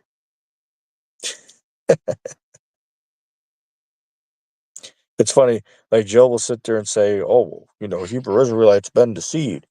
Well, Mister Jill, could I ask you, how have we been deceived when your knucklehead still goes around and uses the white image of Jesus as a like representation of Christ? You know what I'm saying? Like seriously, in what way have we been deceived exactly? If your knucklehead's still going around teaching that God loves every person on earth and that, everything is all peaches and cream in Jesus and all that. Don't get me mistaken, even though I'm sitting here talking shit about Jill, I think Jill is a skillful debater. I will say that about Mr. Jill. Don't get me mistaken. Even though I think that Jill is a knucklehead and doesn't know what he's talking about, I will give him credit because I've seen him have conversations with this knucklehead, Pinhead Larry, the preacher Peregrine, or this old homeless dude named Ace Theo, and I've seen this dude totally wreck those guys in the conversation. So don't get me mistaken. Even though I think that Mr. Jill is a knucklehead and doesn't know what he's talking about, he's very craftful and mischievous when he does debates with some of these, debaters on YouTube I've seen over the years. So I will give Mr. Jill credit on that. I do have to be fair and give him credit on that he is skilled when it comes to having debates about subjects. But that doesn't mean that his part of the argument is correct, though. Like somebody can be good at having a debate, but that doesn't mean that their part of the debate is true. Like, say, for instance, there's atheists out there who are good at having debates with creationists, even though they have a good format and how they operate themselves. That doesn't mean that their side of the argument is the winning side, though, even though they're respectful and are skillful with how they have conversations. And that's just what it is.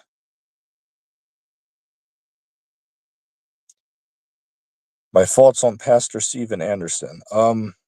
I believe that Mr. Steven Anderson, well, on one hand, he's teaching a lie, but on the other hand, some things that he says is true.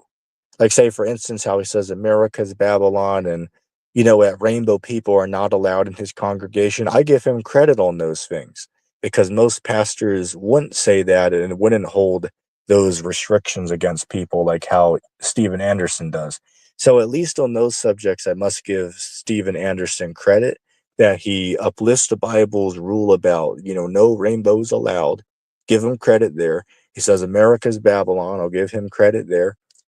But things he's clearly wrong on is, he's teaching that brainwashed Christianity. He's clearly incorrect on that. And of course, he got that white Jesus up in there. That's a whole nother one. But yeah, as I said, overall, Steven Anderson is more so he's closer to the truth of the Bible than a lot of other Christian denominations. He still doesn't have the truth, but he's closer to it than a lot of other denominations of Christianity. I will give him credit on that. Like, say, for an example, I think that SDA Christian, Seventh day Adventist, are closer to the truth than other Christian denominations, but they certainly have many lies with their belief as well. Like, say, for instance, some things they might be correct on is, they'll teach that you got to follow the law. Jesus didn't do away with it. That, let's see, what else are they right on? That rainbow marriage is bad. That the dietary laws need to be followed. Some other stuff that they're right on, but then they're wrong on many things, such as they teach that white Jesus, they teach that salvation for every person in the world. That same old, Christian nonsense. So again, a lot of that they say is wrong, but some of it they say is okay. So I guess you got to take the meat and leave the bones with them. Yeah, I'm okay, Rich. I'm all right. How are you doing, my friend?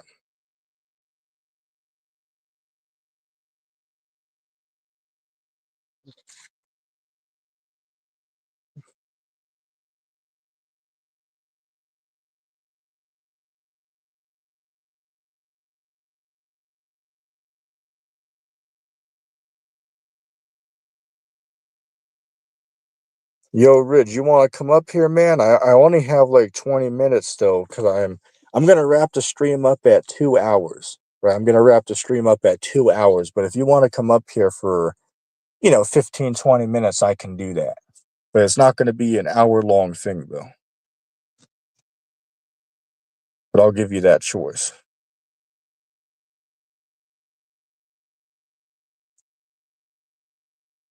Who was that? Yeah, I don't know who that was. It was probably some type of damn troll or something.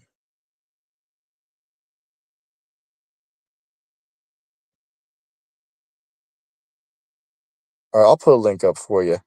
I'll put a link for you.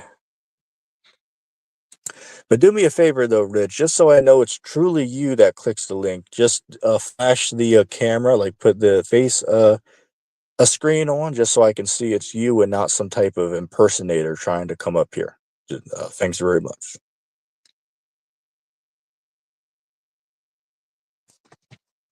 Yeah, we'll give him a minute to get that figured out. Yeah, haven't spoke to Ridge in a long time. I swear it's been like maybe 8 or 9 months since I last had a conversation with Ridge.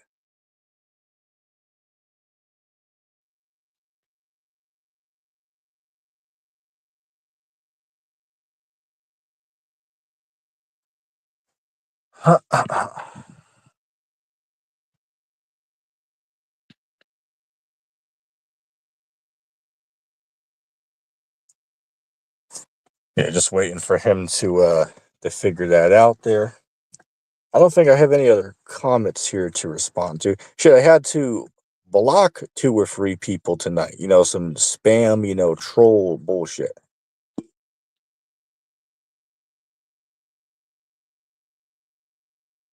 But notice how I let Mr. Joe come on here freely and leave his comments. Unlike Ace Theo's channel, I'm not gonna sit there and block people, just for having differing opinions. I actually let people speak over here.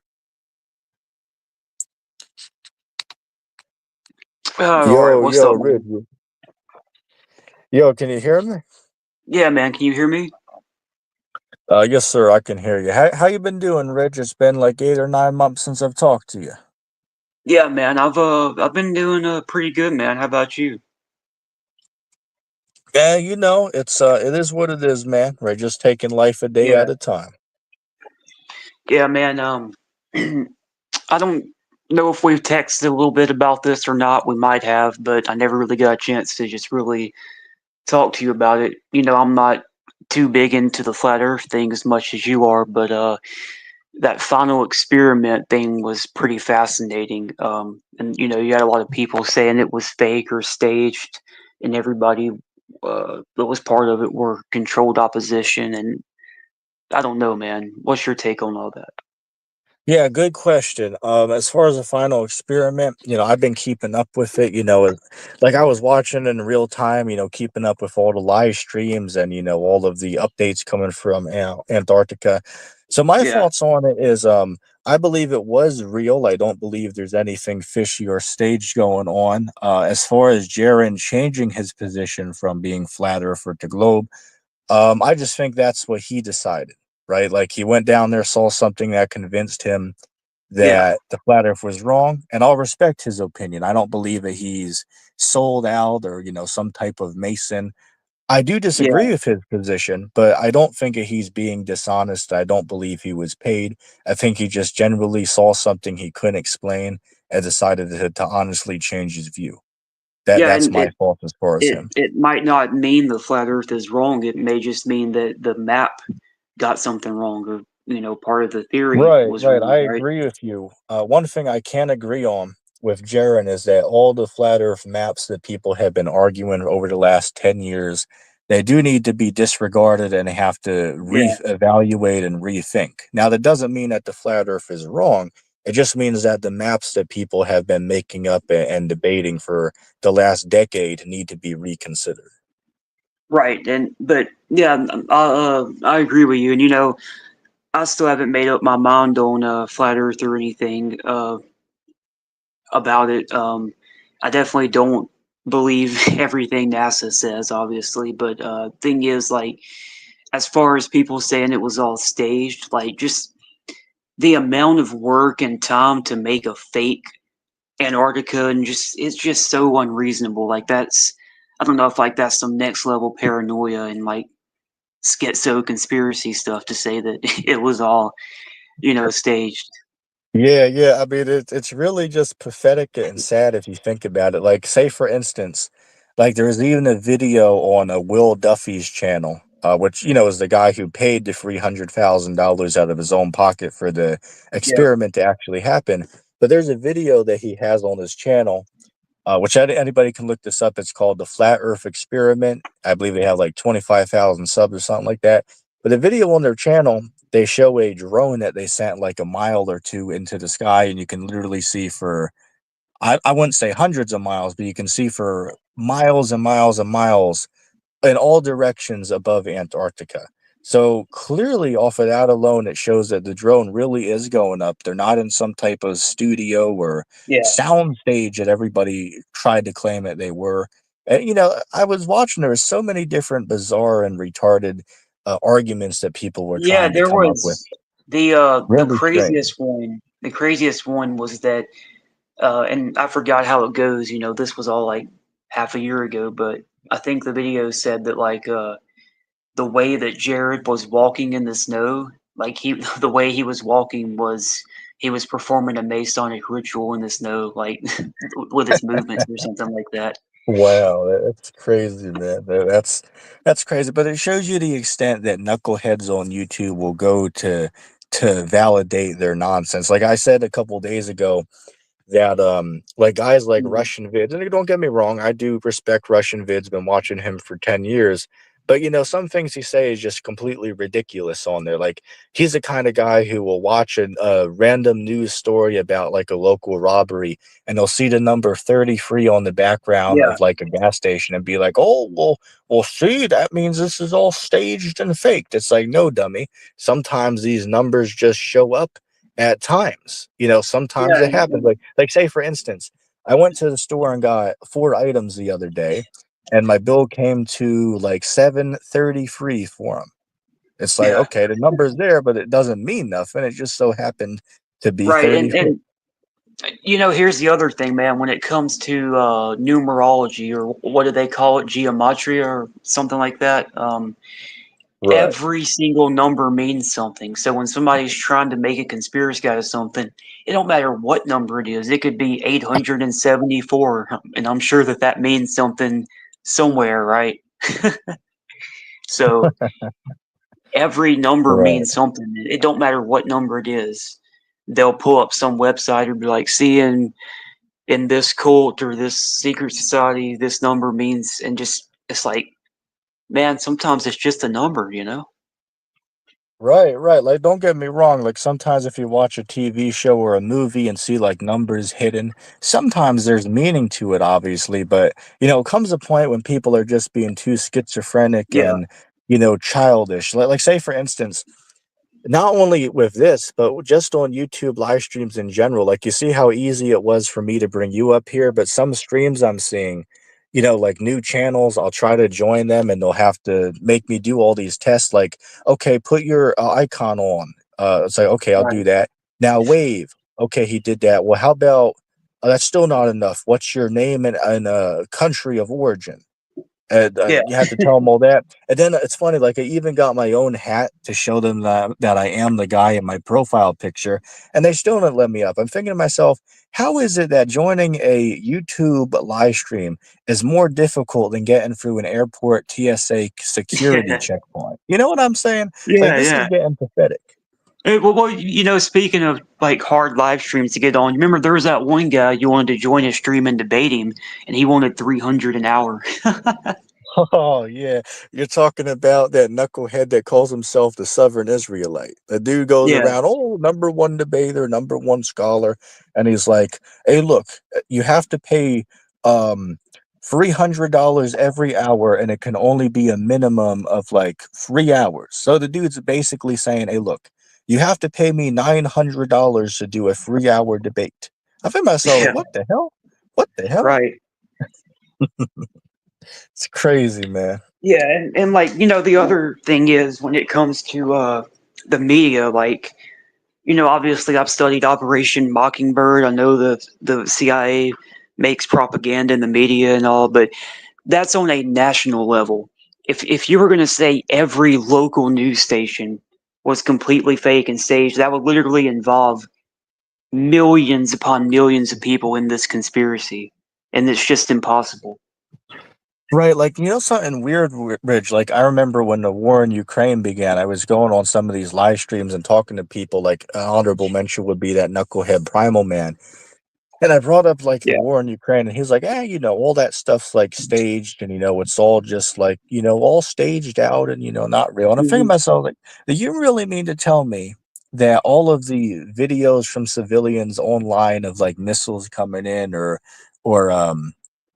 whatever attacks going on, all of that is not real apparently? Like, all of this is just fake and staged? Like, I mean, you have to be just delusional and stupid to believe Yeah, something like that. and then some of them will go as far like when you point out, well, I know people online from Ukraine, or there's people in the comment section. Let's say, oh, they're all bots, right? They're all bots. Nobody's actually from Ukraine or whatever country.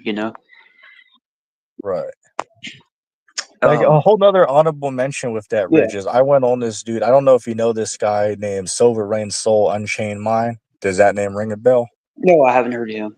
Yeah, but he's like one of these guys who used to be friends. Oh, this is ironic. He used to be close friends with Jaren, but since he went down to Antarctica and switched his views, now they don't talk anymore because he believes Jaren's in like a whole big conspiracy to hide the truth now.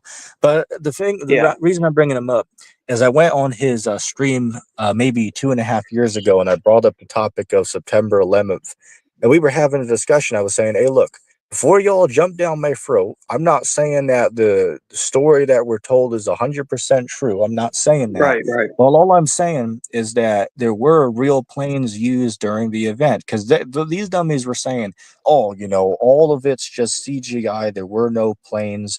It's all just edited footage." And then I cut them to shreds because I brought up, well, what about the fact that there were thousands of civilians that were, recording and, had their Yeah. camera device with them who literally could catch these planes on camera. Some of them got the first one, but most of them got the second one. So you really mean to tell me that all of these civilians just like faked the footage? And I showed him one from I believe they were at the Hudson when you see the second plane coming Yeah. in and you Yeah. could hear everybody, screaming and yelling and couldn't believe it. And this knucklehead's like, oh, well, they sound like a bunch of crisis actors to me.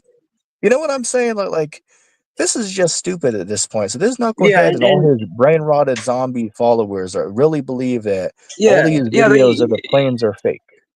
Yeah. That's the thing, man. Like a lot of these things are a conspiracy or do have conspiracy elements, but Right. it doesn't mean like for example, and I have to be really careful how I word this, obviously, but certain things that have happened at schools back in the Right, past. I'm right. sure you know what I mean. People have suggested that that did not happen, when in reality, obviously, they did. But that doesn't mean the people who did things weren't MK Ultra or weren't being Right, right. I get what being you're put to saying. it, right? So Yeah. same thing with September 11th. And know what I find funny? Like these guys accuse me of, oh, well, he's just pushing the mainstream narrative. It's like, dummy, if you listen to what I'm saying I don't acknowledge the mainstream story as 100% true. Obviously, there's flaws with the story, but all I'm saying Hmm. is for you to sit there and say that there were no real planes used during this event. You're just retarded to say that because there's all this Yeah. evidence supporting that there is. And the fact to Hmm. just sit there and say, oh, well, since you're saying that, that must mean you're teaching the mainstream narrative. It just shows a lot of these guys are just in like an echo chamber where they like to hear the same ideas and theories thrown Yeah. back and forth and just believe the bullshit because, well, they don't even know why. Yeah. I think it comes down to the first conspiracy they hear, or the one they think is the most interesting to them, that they'll go with. Because, like, with 9/11, for example, there is so many, from the planes were robotic and nobody was actually in them, like they were drones, to, it was a missile, to no planes. So many different things. I'm sorry, say it again. I was typing something. Oh yeah, like I think it comes down to whatever like conspiracy these people just find interesting, and they go with the first one they see. Like, for 9/11, there's so many different ones. Like, from it was drones, the planes were drones and nobody was in them, to no planes and there was a missile. There's so many different things. Right, right. I hear you. Oh, and by the way, real quick, for Ryan behind stage, I apologize, Ryan, but this is not an open panel. I'm just catching up with my old friend Ridge here since we haven't talked in 9 months. But you are welcome to call in another night when I host an open panel. But the link was only put there for Ridge. So I do apologize, but tonight's not open panel. But yeah, Ridge, I hear what you're saying, man. Yeah. That it's just again, a lot of these people are just believing the garbage because they don't even know why, right? People just Yeah, like to and hear the conspiracies. And, like, say, for instance, like one other thing about the Ukraine that people think it's all yeah. staged is they'll bring up like a picture from like 8 years ago where you have Zelensky and Putin like giving a handshake. And I think to myself, it's like, well, guys, you do realize that when world leaders meet up, it's just a common practice that they give a handshake and take a picture together. It doesn't mean they're all buddies and it's all Yeah, there staged. was It's just what a happened. video of Zelensky and Putin having dinner together, actually, too, like Right, right. But 10 it's years funny they'll ago. use that to say, "Oh, we'll see, they're really all friends, and it's all just a show for the camera, but it's all staged and faked." Again, it Yeah. comes a point when a lot of these people are just acting retarded and stupid. Like, say, for instance, like how we talked about Jaron at the beginning. Jaron said when he came back that he got a lot of death threats and personal attacks from people who were flat earthers saying, "Oh, well, Hmm. we're coming after you now, man, because now you sold out and your days are numbered." All this Yeah. just because the guy came back and said, "Hey guys, I think that I might have been wrong." Just because he was respectful and acknowledged he might have been wrong, Hmm. he's getting all this hate and backlash and, oh, well, he's paying paid by somebody to lie. It's like, it's stupid. I can't believe people are this ignorant and retarded on the internet. Yeah, and I found it weird that a few of the flat Earth YouTubers that got invited to go turned it down. And that tells me that some of them may just be grifters and not even believe the Earth is flat. And like they knew if they went, it would be proven. The 24-hour sun thing would be proven wrong. So they just didn't go because they're grifters that want money. Yeah, From the like a flat good Earth point community. is this dude Eric DeBay was offered again. For those who don't know, the final experiment was paid by this Christian pastor named Will Duffy. He paid literally the entire amount of money. Like, I believe each Hmm. person would be like 35 grand, if not more, to go to Antarctica. And this guy Yeah. paid for it all out of pocket. So he offered Mark, what's this guy? Mark Dice, or excuse me, what's this guy's name? From Eric. Durf. Yeah, Durf. Eric, did The they? name slipping, the name slipping the head right now, but it'll come back to me.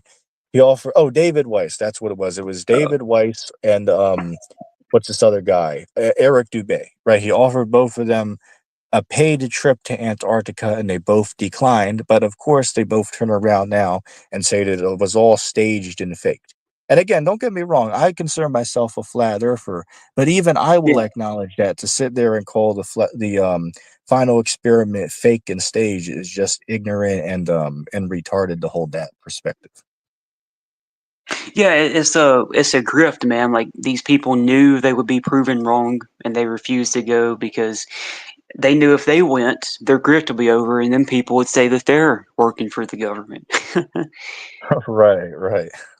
um, and something that's interesting, going to 9/11 or any of these things, is how like there's so many different viewpoints within every conspiracy. Plane or no planes. Dinosaurs never existed, or they're still here to this very day. Like, um, it's or like flat Earth or hollow Earth, right? There's so many different views, even in like conspiracy, can't agree with each other. Right, right. I hear you. Well, have you seen these guys on YouTube that call themselves full preterists? You familiar with that? I've heard that before, but I forgot what it means. Yeah, for lack of better terms, man, what it means is they believe that the entire Bible's been fulfilled. Christ has returned, Oh, and oh we're yeah, basically living in the kingdom today underneath Christ. And all the Bible basically all came to pass around 70 AD. So it's all history from Genesis to Malachi to Revelation. Everything in it has already came to pass. We're living after that time now. It's really just bizarre and pathetic. Like, say for instance, um, they'll sit there and tell you that Christ is ruling the nations today and the nations are in obedience. But I'm thinking to myself, it's like, are you really not able to realize that this world's being ran by psychopaths that are in secret yeah, societies behind the yeah, scenes that literally worship, the Baphomet and Shiva and drink children's blood and yep. human sacrifices? And, you're really going to tell me that that's Christ's kingdom? I mean, Yeah, that's stupid.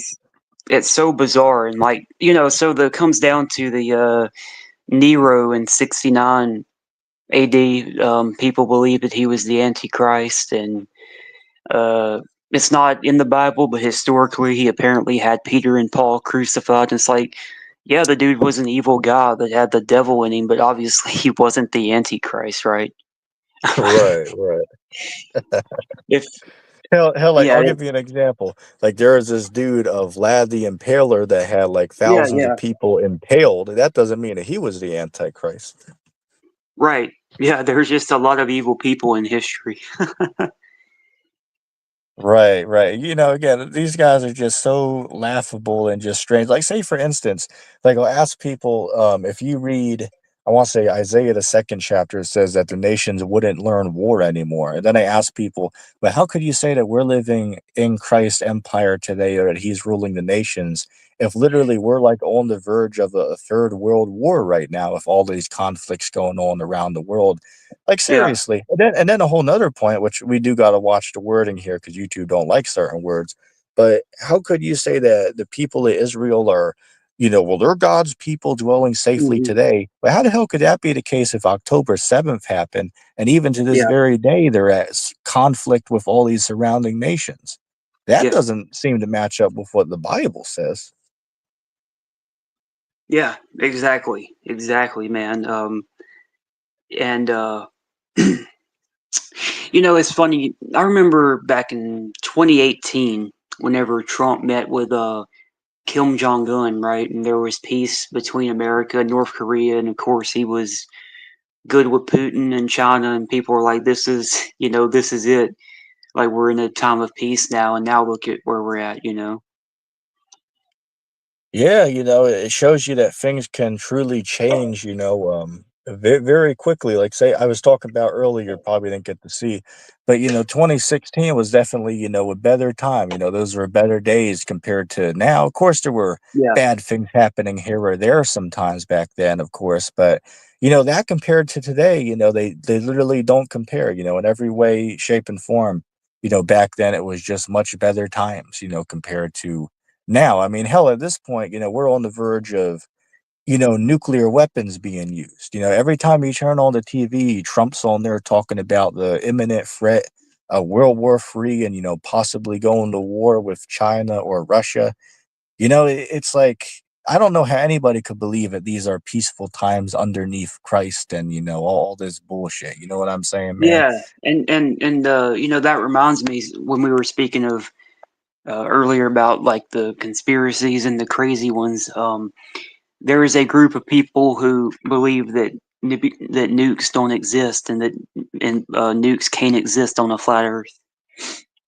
Yeah, it's crazy. Like that dude, well, Eric Dubay believes that, and this guy David Weiss, oh, they say, oh, not real, not real. And I think to myself, it's like, well, what do you think that these armies around the world are spending their hundreds of billions to trillions of dollars on throughout the years? Like, you really mean to tell me that these are not being put into research into advanced weaponry? I mean, you can't be Yeah, serious. You can't and be serious. also why are like the Rothschilds and Rockefellers buying underground bases Yeah, that's a whole or nother underground point, bunkers? right? Yeah, Around the world, they're building these, big billion-dollar, billionaire bunkers, right? It shows they're obviously getting ready for some big event that's around the corner. yeah,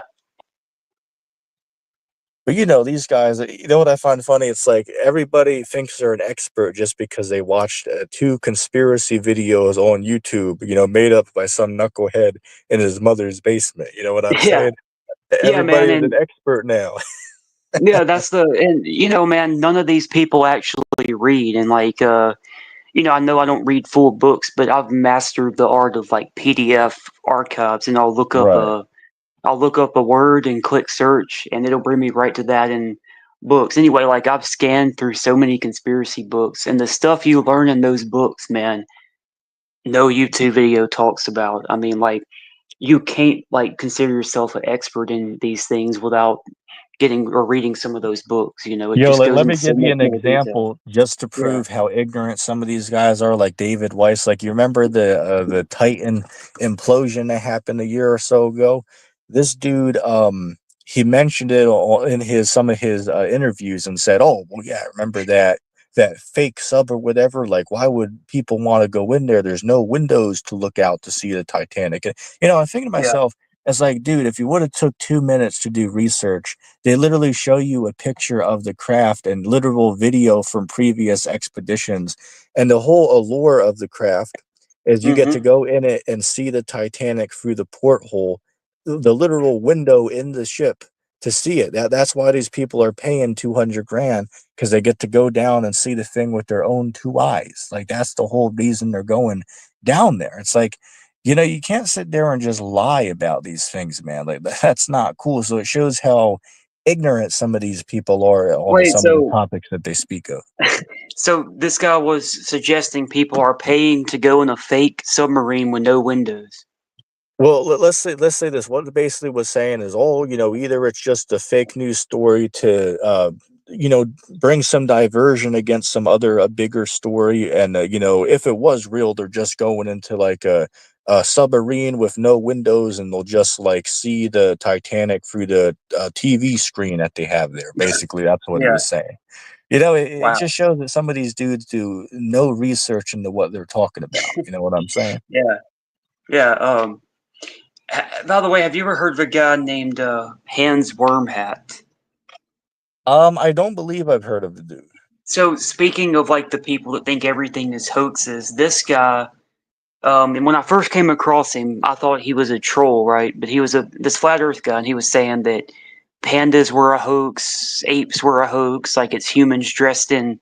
And like I said, I thought like this guy has to be a troll, but it turned out like there is this obscure part of the truth community that really believes that, and they'll point to like a few stories where like in China they actually did make like fake animals or robotic animals or whatever, and they'll be like, "See, this is all zoos are fake." You know what I Uh, find funny though, Ridge, with the account of China. I remember like a year or so ago, They claimed that some of the sun bears down there were just humans in costumes, but then some YouTubers, like, that travel the world, they went down there to see the exact bears, and it Yeah. turns out they actually were real bears, not humans in costumes. So with what you're saying, it shows that a lot of people just are believing nonsense they hear on the internet, and basically that's all they know. It's just truly bizarre and remarkable, some of the insane theories and doctrines that people are just making up Yeah. out of the blue on And YouTube. You know what I'm saying? and It's just yeah, it's remarkable. and the biggest problem with that is, yeah, these theories might be fun or whatever, but when you're spreading that crap, you're discrediting all the actual evidence, the real documented stuff. Like we have video footage of our elites doing a sacrifice to an owl god, or, so much documented actual stuff. But when you're spreading that nonsense, you're just making us all look like lunatics. Yeah, like a good example would be to bring up about people saying that dinosaurs are a hoax. Like, say for Yeah, instance, there's a whole Christian channel on YouTube. There, they call themselves Christians Against Dinosaurs, and the whole reason, or point behind their channel, is to quote unquote prove that dinosaurs are a lie, to prove evolution, and to debunk creation. Now, for an yeah, unlearned person, I could see why they might believe that, but for a skillful yeah, person who does research, you would understand that dinosaurs, they did exist at some point, but they existed much more recently than what yeah, science and supposed history teaches us. Like, say for instance, if somebody's going to claim they never existed, well, how would they explain like the Inca stones or the Acambaro figurines and all the ancient pottery and stonework around the world that depicts these right. dragon-like creatures? Yeah, and from a biblical perspective, they're real. I mean, what do you think the behemoth is, or like the Leviathan, right? Great The point. Leviathan is like an aquatic dinosaur, basically, right? Yeah, here's something that should be mentioned as far as the behemoth. If you read, was that Job? I want to say the 40th chapter. The only creature that's ever lived that fits the complete description used, right? The tail like a cedar tree, the bones like bars of iron, that he can drink up a river, and all the other depictions that it gives. The only creature that fits the depiction is a sauropod dinosaur, right? That's the only creature that we know that Yeah. existed that fits the description that God gave in that chapter. Yeah. So, from a biblical perspective, from a archaeological perspective, you have the stone carvings with dinosaurs and the paintings with dinosaurs back in the day, back before any bones were ever found, and we even knew what a dinosaur was, right? And then, of course, you have fossils still being dug up today. I have a few dinosaur teeth in my collection, but I guess they're all fake, right? Like all the But like fossil, Reg, you know that's what I all find fake. funny? Like just to have a good laugh, I listened to the video that Eric Dubay did about the dinosaur myth. And it was funny, like I don't know if you saw, but Joe Rogan, he brought a paleontologist on Yeah, his show to do a yeah, I saw reaction to that. that. You saw that?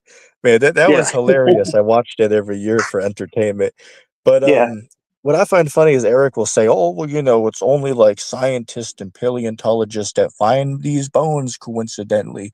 And everybody's thinking to themselves like, well, dummy, you do realize that regular citizens all the time can stumble across yeah, these bones, and they bring the experts in to do research on these bones. You know what I'm yeah, saying? yeah. Like I don't get what the logic these guys are coming with. It's like, oh, just again, they're experts just because they read a couple Wikipedia pages and watched a couple conspiracy videos on Right. YouTube Yeah, by somebody in their mom's basement. there's this one dinosaur called a mosasaur. I have a few of their teeth. They're Right. so common you can pick them up for a few bucks, and they're found all the time. Like, if you know where to go out in the ocean where they're at, like you can just there's just tons of them, right? But I guess they're all fake. Right, apparently, right, it's all faked, right? It's all Yeah, faked. It's like, well, how the hell do they know that all these things are like not real? Like everything they see on TV and all these news yeah, stories are yeah. fake. Like, how do you know if you're just sitting there at home on the computer all day? Like, how the hell do you know that all this stuff isn't real? You know what I'm saying? It's pathetic and Yeah. childish. Yeah, they never get out their house. And, here's the other thing, man. I'm not saying some of the dinosaur models we have aren't fake, right? The way Right. a lot of the dinosaurs were identified, right? Some of them we just found a full skeleton, right? So we know that's exactly what they are. But some of them, scientists just put multiple different fossils together and made something. So Right. some of them might not be what we're told they are. You know? Right, right. I Um, can agree with you on that. Like say for instance, like they're saying now that they've found research that raptors may have had feathers on them instead of just being like, bare skin.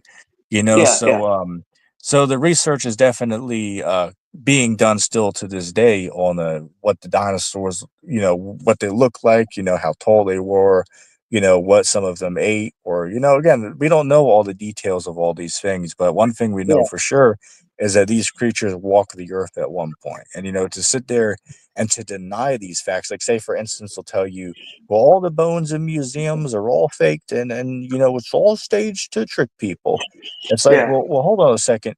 Bro, it's like you do realize these bones are incredibly fragile and have to be kept behind lock and key, so they do an exact replica to put on display. So if Hmm. somebody knocks into it and breaks it, or a child knocks it over, these some of these things are worth millions of dollars. You know what I'm saying? So they don't just put these things on display, and it would be incredibly hard to, due to how brittle these bones are after being in the ground for maybe a few thousand years or whatever. It's just like this goes over everybody's head. They think that, Yeah, oh, yeah. well, they should just be out on display. It's like, no, dummy, there's reasons why it can't be out there. Yeah, and for example, there are, I believe, two examples of a full T Rex. Only two. I believe it's Dan and I forgot their names, but it's Sue, right? It's a male and a female. There's only two in existence, right? And they're behind the wall in a museum, and they have a exact replica, right, for everybody to see. And it's like, would you really want to take a chance putting the only two in the world that we have out for everybody to touch and that possibly break? Yeah, exactly. Or even worse. Some of these things, because again, they're worth millions of dollars, they could be subject of robbery, right? People might Yeah, rob yeah. the museum to steal these valuable bones and sell them on the dark market. Like say for instance, I've heard stories about some robbers robbing like maybe the casket where what was it? Noah's wife was, right? And stole her jewelry, right? Like Hmm. over near where Noah's Ark is, right? Again, nobody knows if this is true or not, but this is the speculation that they stole the jewelry and sold it on the dark web for like $100 million. So imagine dinosaur bones going on the dark web. We're talking hundreds of thousands, if not millions of dollars for these skeletons, especially if Oh they're yeah, able to get their hands on full skeletal remains of these creatures. yeah, and here's something a lot of people don't realize. And obviously, people can collect dinosaur bones and fossils, right? I mean, I have some, but when it comes to the really rare ones like a T Rex, you can't legally own like a full T Rex skull or something. Like they belong in museums. Like basically, the law is that that's for the public, right? Right. So that's why there's this underground market, because they're basically illegal to own. Right, right. And it shows you that, private collectors, they're willing to pay, a pretty penny to get their hands on it. Like a good example would be I've heard stories of like stolen Egyptian mummies or, other archaeological finds. They can sell those on the dark market for, Yeah. millions of dollars, right? Hundreds of thousands to millions of dollars. And there's private collectors who are willing to pay that amount of money to have some of these priceless artifacts in their private collections. Yeah, man. When it comes to the like historical stuff, um, that stuff, gets stolen all the time. And, there's usually only one or two examples of these things. So it is unreal how much they go for. Right, right, absolutely. But yeah, man, it's just it's crazy to me how all these people on the internet, think they have everything all, figured out and found some type Hmm. of like massive conspiracy and cover up. It's just remarkable to me. Like going from talking about the dinosaurs being fake to, apes being fake And to the nukes, yeah, planes all not being real to us living in the kingdom of God today. I mean, yeah, again, it shows you there's no shortage of knuckleheads and, people that don't know what they're talking about on the internet. Like, it's yeah, yeah, just real damn bad out here, man. yeah. And like I said, there's plenty of real stuff to talk about. It's not like we're out of stuff to talk about. Right, right. So speaking of priceless artifacts, something that just came to my mind. This is an interesting topic. I believe it's called. Is it called the Notre Dame, like the place that got burnt a few years back? Yeah, It burnt Notre down. Dame Cathedral. Yeah. So apparently, in there, I think the story is that they supposedly had the real crown of thorns, if I'm not mistaken, or some artifact of Christ. I can't remember what it was, but like, yeah, like if something like that, where there's only one example in existence, got stolen, I could see somebody paying billions for that. Right, right. Or I'll give another one. Like there's a artifact out there, which I don't believe in, but a lot of people do. They call it the Shroud of Turin or something like that, where they claim it's like an imprint of Christ's face onto like a an ancient cloth. Anybody can look that up. Hell, a collectors would be willing to pay millions for that. Again, I don't believe in it, but people who do are willing to pay money for that. Or I'll give another example. I know that there's many churches around the world who will swear that they have the Ark of the Covenant in their private collection. Like, say, for instance, there's a church in Ethiopia who claims they swear they have it underground under their church. But then when questions like, say, will you let people go down and take a picture of it? Will you let an expert, examine it? It's like, nope, nobody's allowed to go down and see it. It's like, okay, Right. well, well, why the hell should we believe you? It's like, maybe they do have some type of ancient box down there, but how the hell are we going to know what it is if you don't let any expert go down and take a look at it or take a video or picture of it? You know what I'm Yeah. saying? Yeah, but that's an excellent point, man. Right. Like Um. say for instance, it'd be as hypocritical as somebody saying that they have a alligator living in the basement, and then you ask, okay, well, can I peer over and see? And they're like, nope, you can't. It's like, okay, Yeah. well, why the hell would I believe you then? Right. Yeah. Yeah. It's like a pride thing. Like they're like, oh, we have this, so you should take it seriously, but they don't show it. Or a whole other thing to bring back is like these guys talk about nukes are fake. It's like, well, what do you want them to do to prove it's real? Use a damn one? Like how else do you want it to prove it? Like they say, for instance, they literally put these weapons on display sometimes on like a military parade. You'll put missiles and high tech weaponry on display to flex their power, right? Like Russia just did it on the 9th of a month or two ago.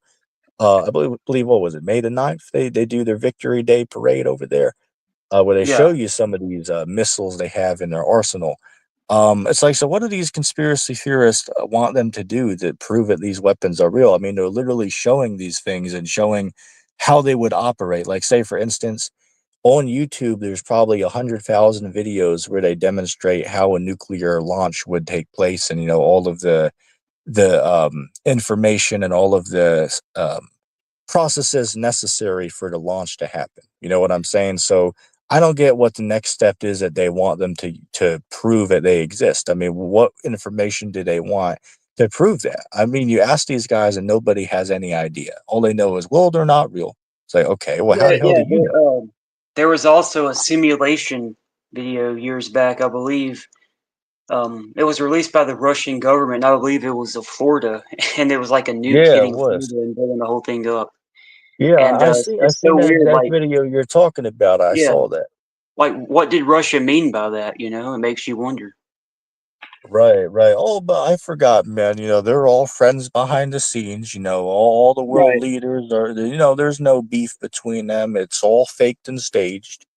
I mean, this is getting to be bizarre. Like say for instance, Rich, the fact that me and you were on here talking about this, we're automatically agents and actors being paid to lie up here to 9 people watching, right? Yeah, yeah. That's literally how these people think.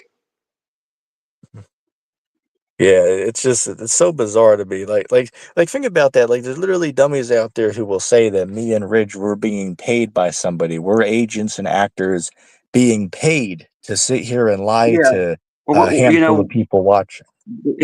we've both been accused of working for Mario.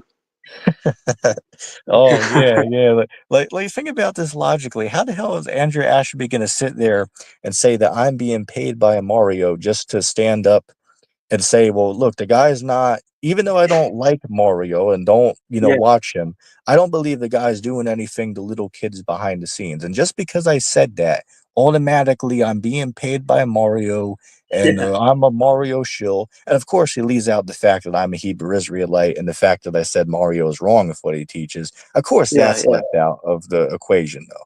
But since I just said that Mario is not some type of, wicked man that they claim he is, I'm somehow being paid to lie to everybody. I mean, come on, this is getting to be insane out here, man. It is, man. It's next level paranoia. That shroud you were talking about. When was that thing found? Because it's like the modern um interpretation of what Jesus would look like. Yeah, as far as the date it was found off the top of the head, I wouldn't know that, but if I had to take a guess, I'd probably say maybe in the 80s or 90s, if I had to take a guess. Yeah, I would say that's a forgery then. Yeah, I'd say it is. And you know what I find funny? Like, if it was supposedly real, but how does it happen to line up close to the depiction they have of Jesus up on every church in America? Like, doesn't that seem like a little bit a Well, far-fetched that it so happened to match up close to that? yeah, the one that Caesar Borgia was based off Right. of. Yeah, Yeah, Luke said yeah, Mario hasn't been on YouTube for ages. Yeah, I don't know where Mario went. I know he gave his main channel to Warriors for Christ, but besides that, I don't know where Mario went. He hasn't been on the scene for a number of years. was Warriors for Christ? Wasn't that channel terminated, or is it still up? I'm not sure if it has. It could have been, but all I know is that used to be a TVC Mario's channel, but then he gifted it to another Christian organization before he left. Yeah. And then as far as Andrew Ashby, the fact he left right when Mario left just shows like his biggest concern wasn't preaching about God or anything. It was Mario. Right, you know what I'm saying? Like, and you know what I find funny, man? Like, even to this very day, if I see Andrew, and I believe he uploaded a video maybe a couple months ago, so he's still technically active. Hell, the last thing I saw of him is he was squealing and singing in church. That was pathetic, Yeah, and yeah, it sounded like nails on a chalkboard. yeah, Yeah, the dude squealing like a pig up there on yeah, stage. I mean, yeah. I right. saw that. But yeah, all that guy knows is Mario, Mario, Mario, and anybody who just says anything positive about Mario, they must be a shill and an actor and an agent. Must be being paid just because they said they, not because they agree with Mario and everything, but just because they said that he wasn't doing, shady things behind the scenes. That means they're being paid to lie. I mean, Yeah, these people and are just pathetic, man. that's the other ironic thing about Andrew Ashby is he was literally bearing a false witness. He didn't say like Mario is allegedly or whatever. He said he is just because Mario did one video with a child that was like his girlfriend's friend or something. All it was is like they were talking about the Bible or something. How can you make that impression from that, right? Right, right, exactly. Or I think he even said something about when Mario did a video with my friend Rock upon him, right? He went, Yeah, and the yeah, ironic thing is Rock's mother was even there on the stream with them the whole time. So it's like, what the hell's this guy talking about? yeah, It just shows that they're looking for a reason to hate, just to hate. You know what I'm saying? yeah, Yeah, man. But it's crazy to me, like one thing that just keeps boggling the mind that I really just can't fathom is how people will sit there and claim, oh, this is The kingdom today, Christ ruling over all nations, don't mind the fact that World War III could start any day, or don't mind the fact that half the Earth's population doesn't even have $20 in their pocket. Don't mind the fact that there's millions of starving children in Africa. This is Christ's kingdom. I mean, wow, you know what I'm saying? Like, what is next? You know what I'm saying? Like what is next? What is the next brain rotted theory that knuckleheads are going to bring up? Next year in 2026. You know what I'm saying? Like, I I think don't know we how. just about hit the bottom of the barrel as far as how desperate and retarded these beliefs can get, man. You know what I'm saying? Yeah, I don't know how anybody could come to the conclusion that we're in heaven right now. Yeah, it's just it's so bizarre. But again, there's literally dudes on there like this one guy out here. He calls himself Truth and Telos Ministry. I call him the pathetic preterist. Right? He calls himself was it a professing preterist? I call him pathetic preterist. And the dude will Hmm. literally fight tooth and nail on all these popular live streams to defend the fact that we're living under Christ and His kingdom today. All nations are obedient to Christ right now. The rapture already happened, salvation already happened, the lake of fire already happened. It's like, wow. I mean, this is truly insane, man. This Yeah, is this is getting absolutely wild out here. The nonsense that people are believing, it's insane. I don't even know what else to say at this point. I really just don't know what other word to say. yeah, and and like we were talking about earlier, the funniest one is that all of the news is staged, like the local news, right? That's insane. Right. Look, like there's probably tens of thousands, right? If there's a local news station in every city, there's tens or if not hundreds of thousands, maybe millions in America, and all of them are going to have 15 to 20 people in a small town working for it and more. It's like that conspiracy would literally include millions You and know, millions of people. Rich, let me mention this. A couple of years ago, I went somewhere out for the 4th of July to watch some fireworks. And in the city I went, there was literally a shooting when I was there, right? When I was there, I saw people running in one direction. I asked the dude, well, what's everybody running for? And he said, oh, shots were fired. I was like, oh, shit. So we all get out of there. And it turned on the news later that night, and they're covering the story. But guess Yeah, what? yeah. Because there was 33 in the background. Oh, that must all have been faked and staged, though. Hmm. It's crazy, Yeah, man. yeah, But yeah, man, it's again, I'm at a loss for words. I truly don't understand, out of the almost 9 years we've known each other now, man, I don't really know how things should get any worse than what they are right now, as far as the nonsense and bullshit that people believe on YouTube. I just truly cannot guess at this point as to what the next bizarre theory will be I, that I people are coming up with. I think when I realized just how crazy certain people in the truth community were, it was when the whole execution and cloning stuff started. Like the Trump supporting truthers were saying that Biden and Bush and Obama were executed at Guantanamo Bay, and that you're seeing a clone, and it was part of Wow, Trump's plan to it's fight the crazy. Illuminati. Yeah, have you heard about that one? No, I haven't heard about that, Yeah, man. It's crazy, but hey, don't surprise me, man. As I said earlier, everybody is apparently an expert just because they do their research on Google or watch 2 YouTube videos about it. That debunks all the experts now. I mean, wow, yeah, this is just, as I said, I'm at a loss for words. I just truly don't know what to say at this point. yeah, man. It's only been in the past year or two since I got off of YouTube and started going through books and doing deep research that I learned like there is so much more depth to like the whole conspiracy truther movement than the few things you read about on YouTube.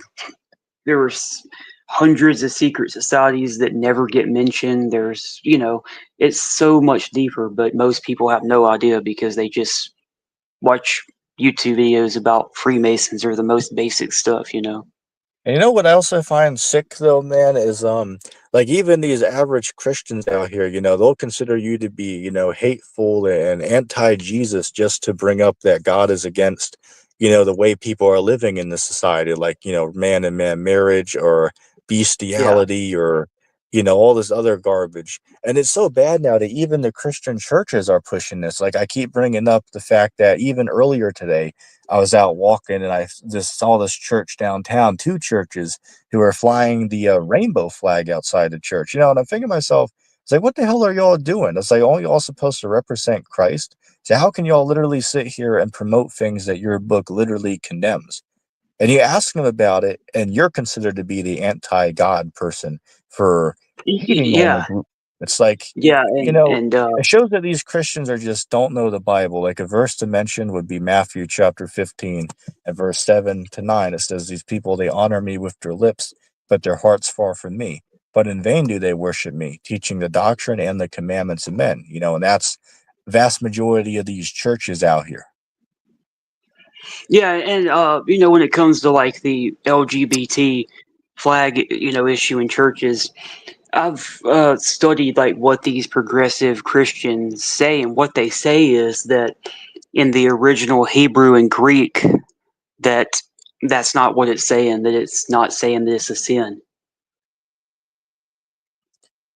Wow, that's strange, man. That's Yeah, like I bizarre. watched this TikTok of a gay preacher, and he was like, nowhere in the original Greek or Hebrew does it say that it's a sin to be gay. Yeah, man, as I said, these preachers out here are just getting, worse and worse. Even though, Hell, yeah, I'll give you an example. Like I know a dude in my own personal family who's been a pastor, and I talked to this guy about, some of the end time stuff, and he was like, "Yeah, man, people have been saying that we were in end times for hundreds of years. We're not really, in that time today. We're not really in that time. People have been saying that for a very long time. It's just, yeah, business as usual." It's crazy. yeah. Um, and then going into the whole progressive Christian thing, the one thing that just blows my mind is the pro-abortion aspect of it. Like I Oh can't wrap man. my mind around that. Like one Uh, thing, Reg, you might yeah. not know is there's a whole group of Catholics on YouTube. Their YouTube channel is called Catholics for Choice, and literally the entire reason behind their channel, the only reason they exist is to preach abortion. And what they do is they go before like the Capitol and the Congress, and they say, "We demand abortion rights on demand without question." And they're Catholics for Wow. Jesus and for choice. It's like, wow, this is getting wild, man.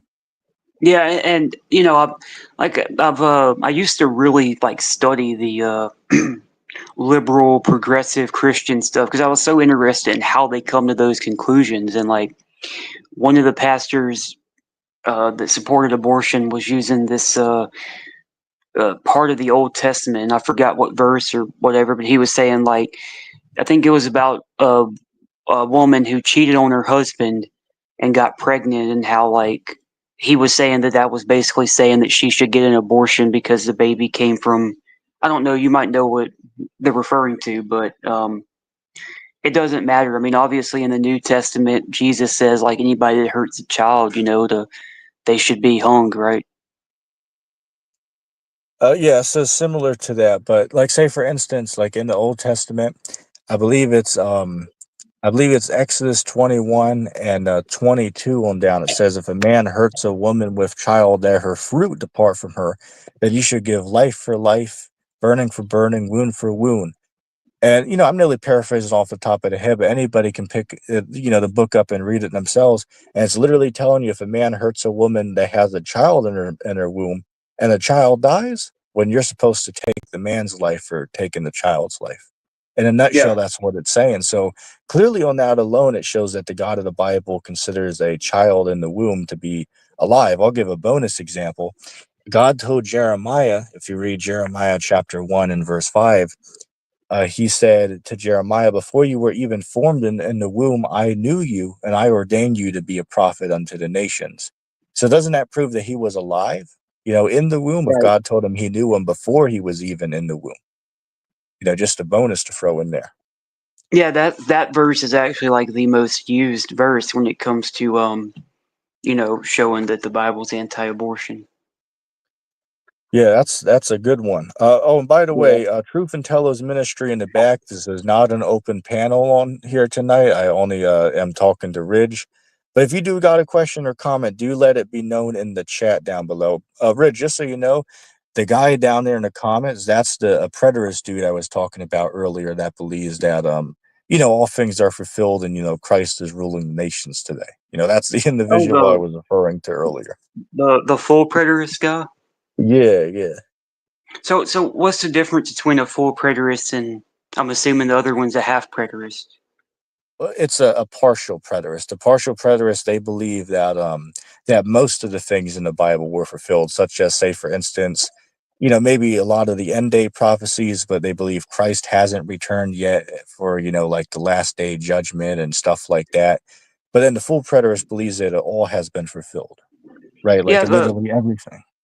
the partial one does make some sense. Like I think some stuff has been fulfilled already too. Well, don't get me mistaken. I can agree there certainly are things in the Bible that have already came to pass, but that doesn't mean that preterism's true. Like, say, for instance, like in the Old Testament, there's prophecies in there about Christ, his death, burial, and resurrection. Clearly, that has came to pass. So that's prophecies that has came to pass. Or there's other prophecies in there like falls of ancient kingdoms that have happened. So certainly there are Yeah. things in the Bible that have came and went, and I would say that partial preterism does make more sense than full preterism, even though I certainly wouldn't use the term of partial preterist. Right, I wouldn't use that term to define myself, obviously, but there's certainly problems with that view, but it makes more sense than being a full preterist, I would say. Oh yeah, yeah, for sure. Um, do you still believe in the Apocrypha? Yeah, I still hold to the Apocrypha. What's your Yeah. thoughts on it? I definitely believe it's I believe it's scripture. What led you to that conclusion? Well, I read Bell and the Dragon, and it just felt like such a great complimentary thing to the book of Daniel, right? Going into more detail about the dragon thing. Yeah, I hear what you're saying, man. The Apocrypha is clearly inspired. I mean, Christ himself even quoted the book. I believe that's Matthew chapter 23, verse 37. He quotes the book of Second Ezra chapter 1, verse 30, right? He uses the exact same wording that we see right there in the Apocrypha, the same analogy. And for those that don't know, it basically he quotes where it says, Jerusalem, I've gathered thee as a chicken gathers her little ones under her wings, nearly paraphrasing the text. But that's what Christ clearly quoted directly from Second Ezra's. So that shows that Christ considered that to be scripture because he quoted from it. Yeah, and beyond that, isn't hold up, man. Uh, beyond that, isn't there a lot of historical stuff in the Apocrypha that actually did happen? I believe in Maccabees.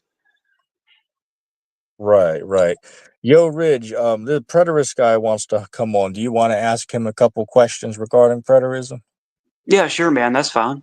Okay, cool. Yo, preterist, I'll bring you up, but you're only going to be up here for 15 minutes. I have to end the stream at 3 hours, okay? And my phone battery is dying out here. So I'll give you a chance. I'll let you up, but it's only going to be for 15 minutes. So let my friend Ridge here ask you a few questions about preterism because he's not very familiar with the view. Yo, preterist, you there? Yeah, I'm here. Hey, man. Okay, How's it cool. going? Good. Uh, so my first question for you, man, is you believe that I'm assuming that everything was fulfilled in 70 AD, right? Correct. So you believe Nero was the Antichrist? No. Okay, who do you think it was? John tells you those who rejected Messiah having come in the flesh. So Jews of the first century were the Antichrist. Okay, I've heard, with the preterism theory before, and Yeah. it was usually that Nero was the Antichrist. So Yeah. that's a No. different perspective. That's what First John 3 says. He says that as you have heard, the spirit of Antichrist is coming. Antichrist is now here. That's how we know it's the last hour. It was the persecution of the ecclesia by the Jews who had rejected Messiah, and you could argue as well by the persecution of Nero, but it's really just in general, it is those who did not believe Christ came in the flesh in the first century. Okay, so as far as the Antichrist, like you believe it's just because I've read both interpretations. How people can make it out to be like, oh, there's many Antichrists because there's verses about that, and then of course, in Revelation, people believe those verses are referring to one person. But Yeah, but there's no singular form of the Antichrist. I shouldn't say singular. There's no definitive article of the Antichrist anywhere in the Bible. yeah. So what about the false prophet? Do you believe that's a person? And if it was, who was that historical person? Yeah, so that would have been his name was John ben Levi of Grishala. That would be who is in reference there. He's a man, you can read about it. There's history supporting what he did. He was in a city. Rome came to attack the city. He escaped. He went to Jerusalem and he lied, saying that the Romans had been beaten down at the city he just left from, and that there was a prophecy from God that Jerusalem needed to get together to fight off the coming Romans. So he's the false prophet, the one that gets cast into the lake of fire, because he's part of that old covenantal Israel. So. Wow, I've never heard of him before actually. So he was from Rome. No, he was a Jew. Oh, okay, wow. That's interesting, man. I've never heard of him before. Yo, real quick, let me just chime in. You guys are welcome to talk as long as you guys want back and forth. I'm going to drop, but I'll keep the stream running for you guys. So talk as long as you guys want. And then when you are done, just leave. And then later I'll end the stream. All right? Nathan, All right, you man. gotta leave? Thank you. Come on, man. Yeah, but man, I said I had to go at 3 hours. I mean, if you have one question for me, I'll take it real quick. But other than that, I do got to drop. Yeah, I do. I do have a question for you. I'll give you one question. Go ahead. You keep talking about the rain ruling with a rod of iron. Where does that appear in the book of Revelation? Can you show me where that appears? Yeah, I quoted Revelation chapter 2, verse 25 to 27. Christ said to him, whoever comes, I'll give him power to reign over the nations with a rod of iron. But okay, the problem is in verse 27, it does not say ruling over anybody with an iron staff. The word used there in Greek is herd.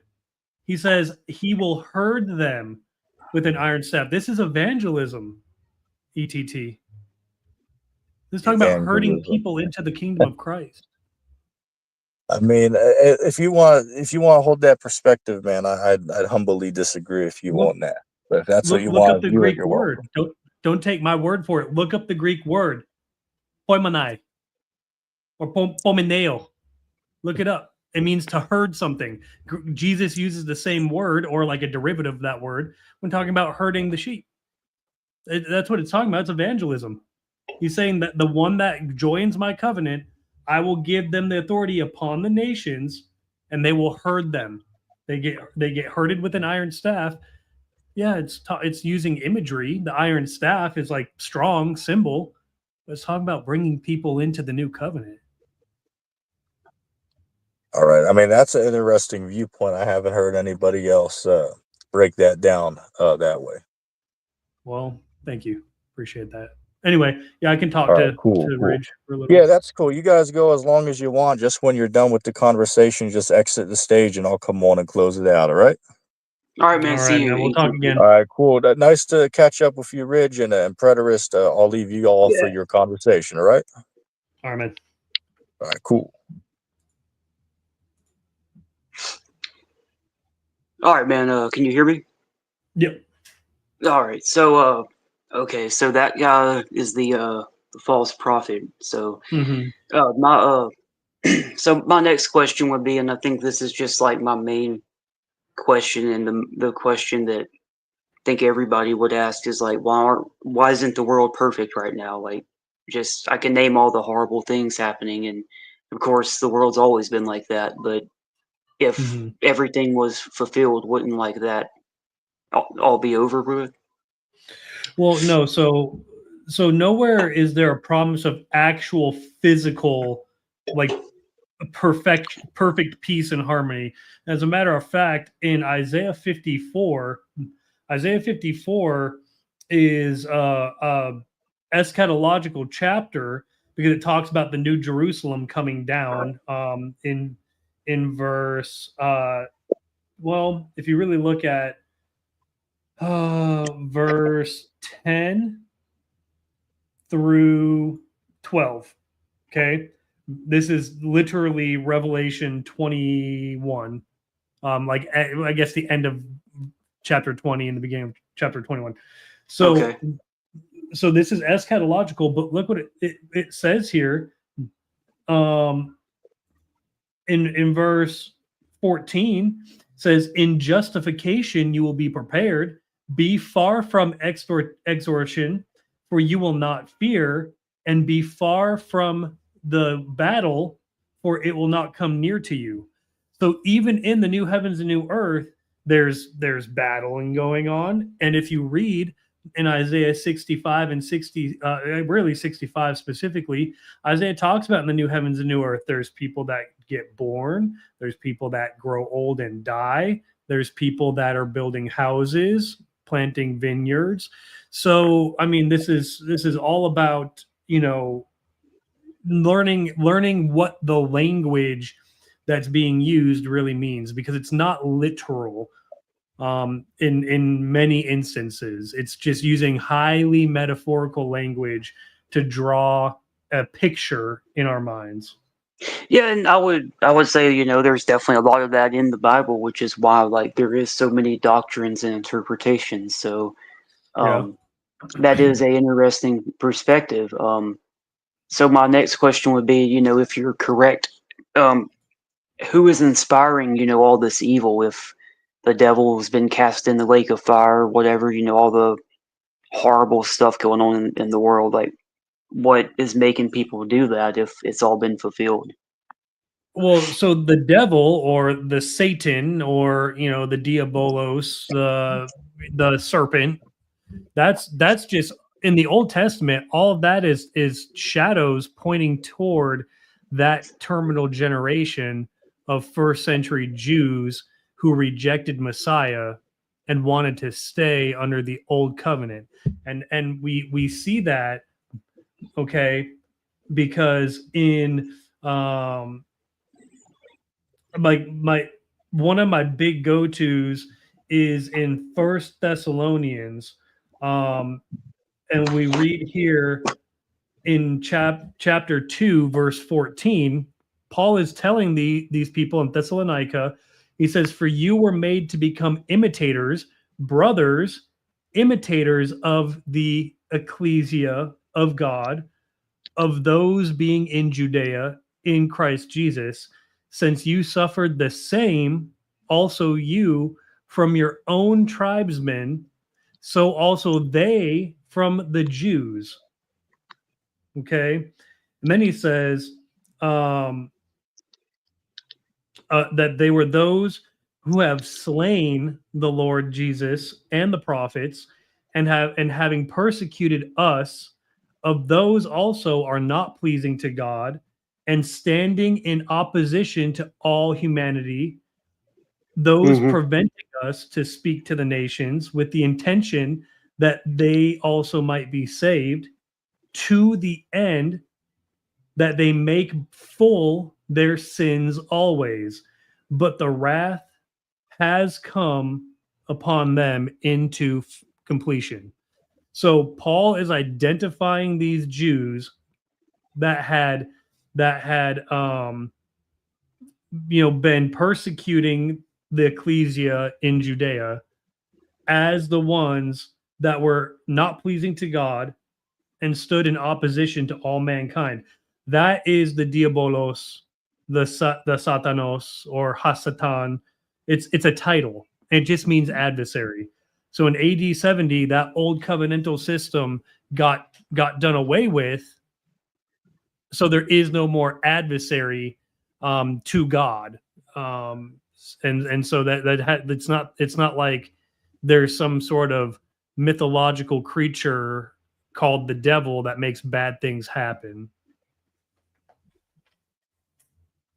Yes. So if I understand you right, basically, like all those verses are talking about that specific time, and now it's just people are just imitating that, right? Well, no, I wouldn't say anybody's imitating anything. It's just the Bible is a narrative, right?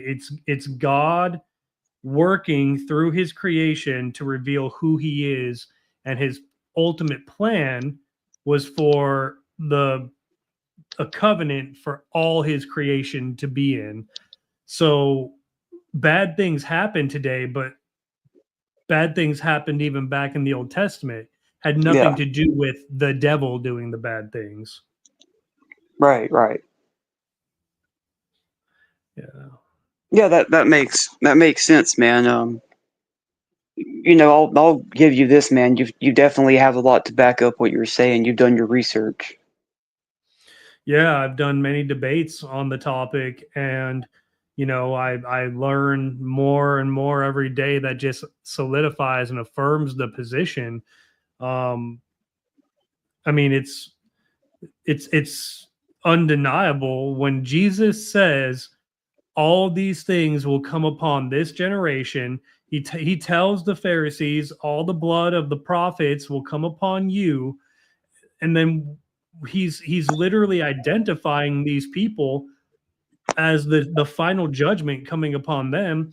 And the real nail in the coffin for it for me is in Second Corinthians chapter 3. Paul goes on this whole long expose about how they were mediators of a new covenant. So there was a new thing coming in, and Yeah. the old covenant was about the covenant, the service of death. Literally, that's what he calls it in verse 7. He says that stuff was death. It did not bring life. It brought condemnation. But there's now the covenant of glory, or the service of spirit, that is bringing forth the life. And he tells these people in Corinth 2,000 years ago that it was in the process of being made rendered idle. He's like, there's a process to this, but it was happening. So when you look at the motifs of Jesus speaking to that century, those first century Jews, condemning them, condemning what they were doing, Paul's identifying the law of Moses as the servants of death, and there needed to be the service of life that would come in, and all these time indicators, Paul, Peter, James, Jude, John. Mm-hmm. These are the men that are the writers of the epistles of the New Testament, stating it is happening, it is coming soon, it is about to become. And so, what do you do with that information other than logically say, well, if we're going to believe the Bible and believe that these letters were written in the dates that they were written, then they had to have been pointing towards the fall of the temple. And that's it. When that temple fell, that God's covenant with that specific group of people was over, and now it's a covenant for all nations, tribes, tongue, and people. Okay, okay. Yeah, and then there's the verses, of course, in the New Testament about there not being Greek or Jew or anything like that. That we are all one at this point. So, Right. Yeah. It yeah, was a building. It was a building period. There. So here's what I've come to realize: when Jesus was on Earth, right? Hebrew Israelites will tell you, well, Jesus only came to the Jews, and I agree. I absolutely agree. He tells you that because yeah, Jesus, God in the flesh, came to identify that terminal generation of people. He there was a salvation offered to them first to come into the fold of the new covenant because they were God's chosen people. They were first fruits. They got the first yeah, pick. They got the first opportunity. When he died on the cross, Jesus is talking to Jews and says, "Father, forgive them of their sins." Right?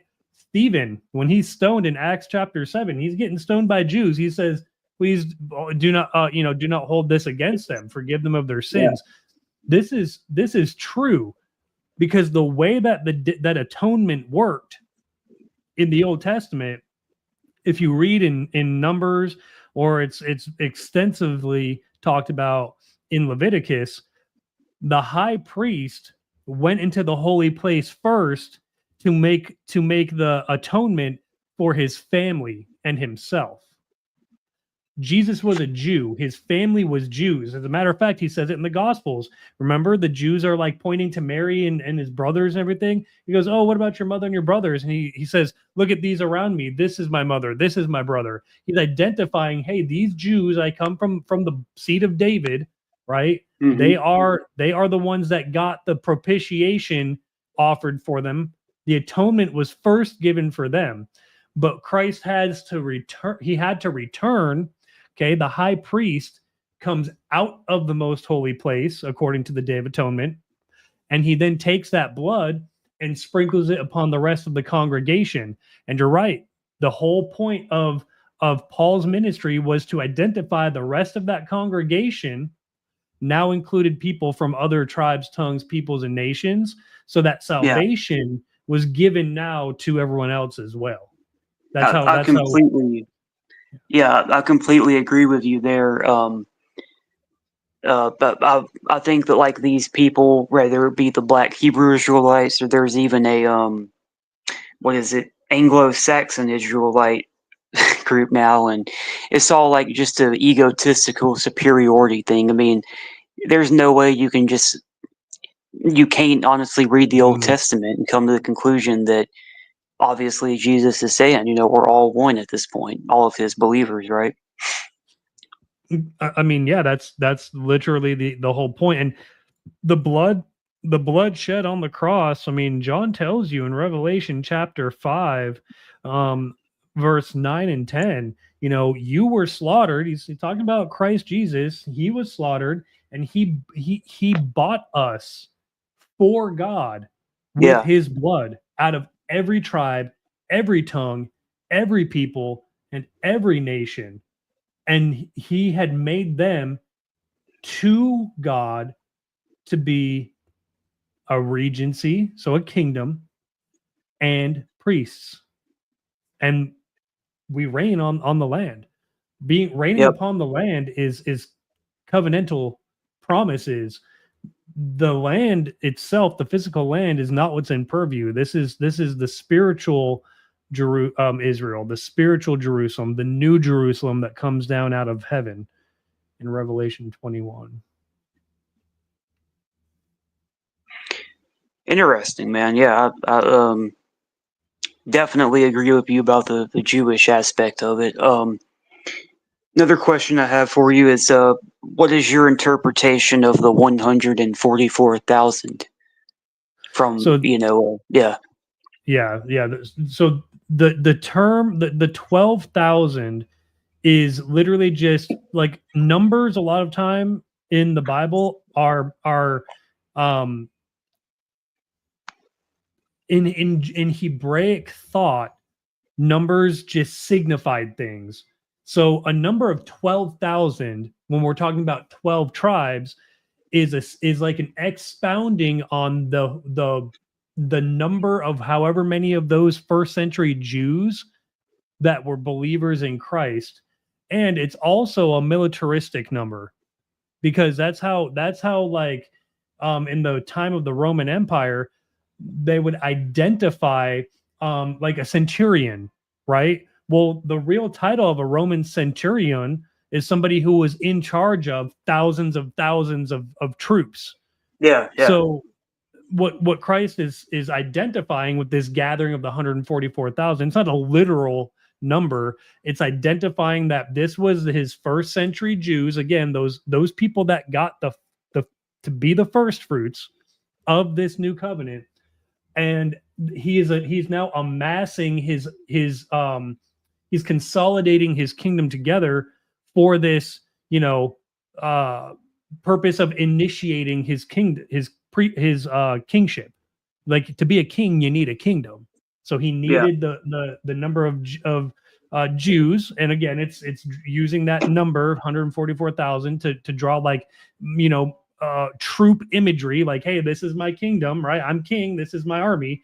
And then you've also got the fullness of the Gentiles that would come in as well, that Paul talks about, and also you see it in Luke, Luke's version of the Olivet Discourse, and that's the consolidation of his kingdom. But yeah, so that was a first century thing for sure. Yeah, that's the first time I've ever heard that perspective, actually. Let's see here. I'm trying to think of some. What do you think about, like, the heads of the dragon and all, from your perspective? What does that mean as a past tense thing? Like in Revelation, or yeah, Revelation.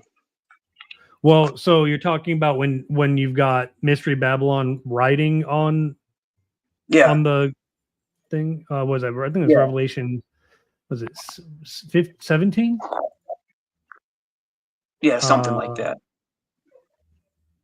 Let me see. Yeah. Okay. So I want to make sure I have it correct. It's 7 heads, right? Yeah, that's it. Right. So yeah, it's Revelation 17:9. Well, he tells you the seven heads are 7 mountains on which the woman has seat, and there are 7 regents. So there's 5 that fell, the one that is, the other has not yet come, but when he does come, he only stays for a little while.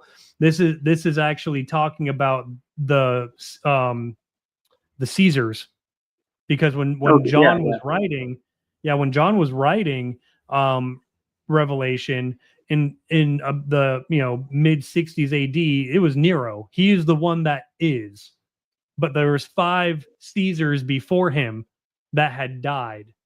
And then when Nero dies, he's saying, hey, there's another one coming, right? But he only stays for a little while, and then that kicks off the year of the 4 emperors. So in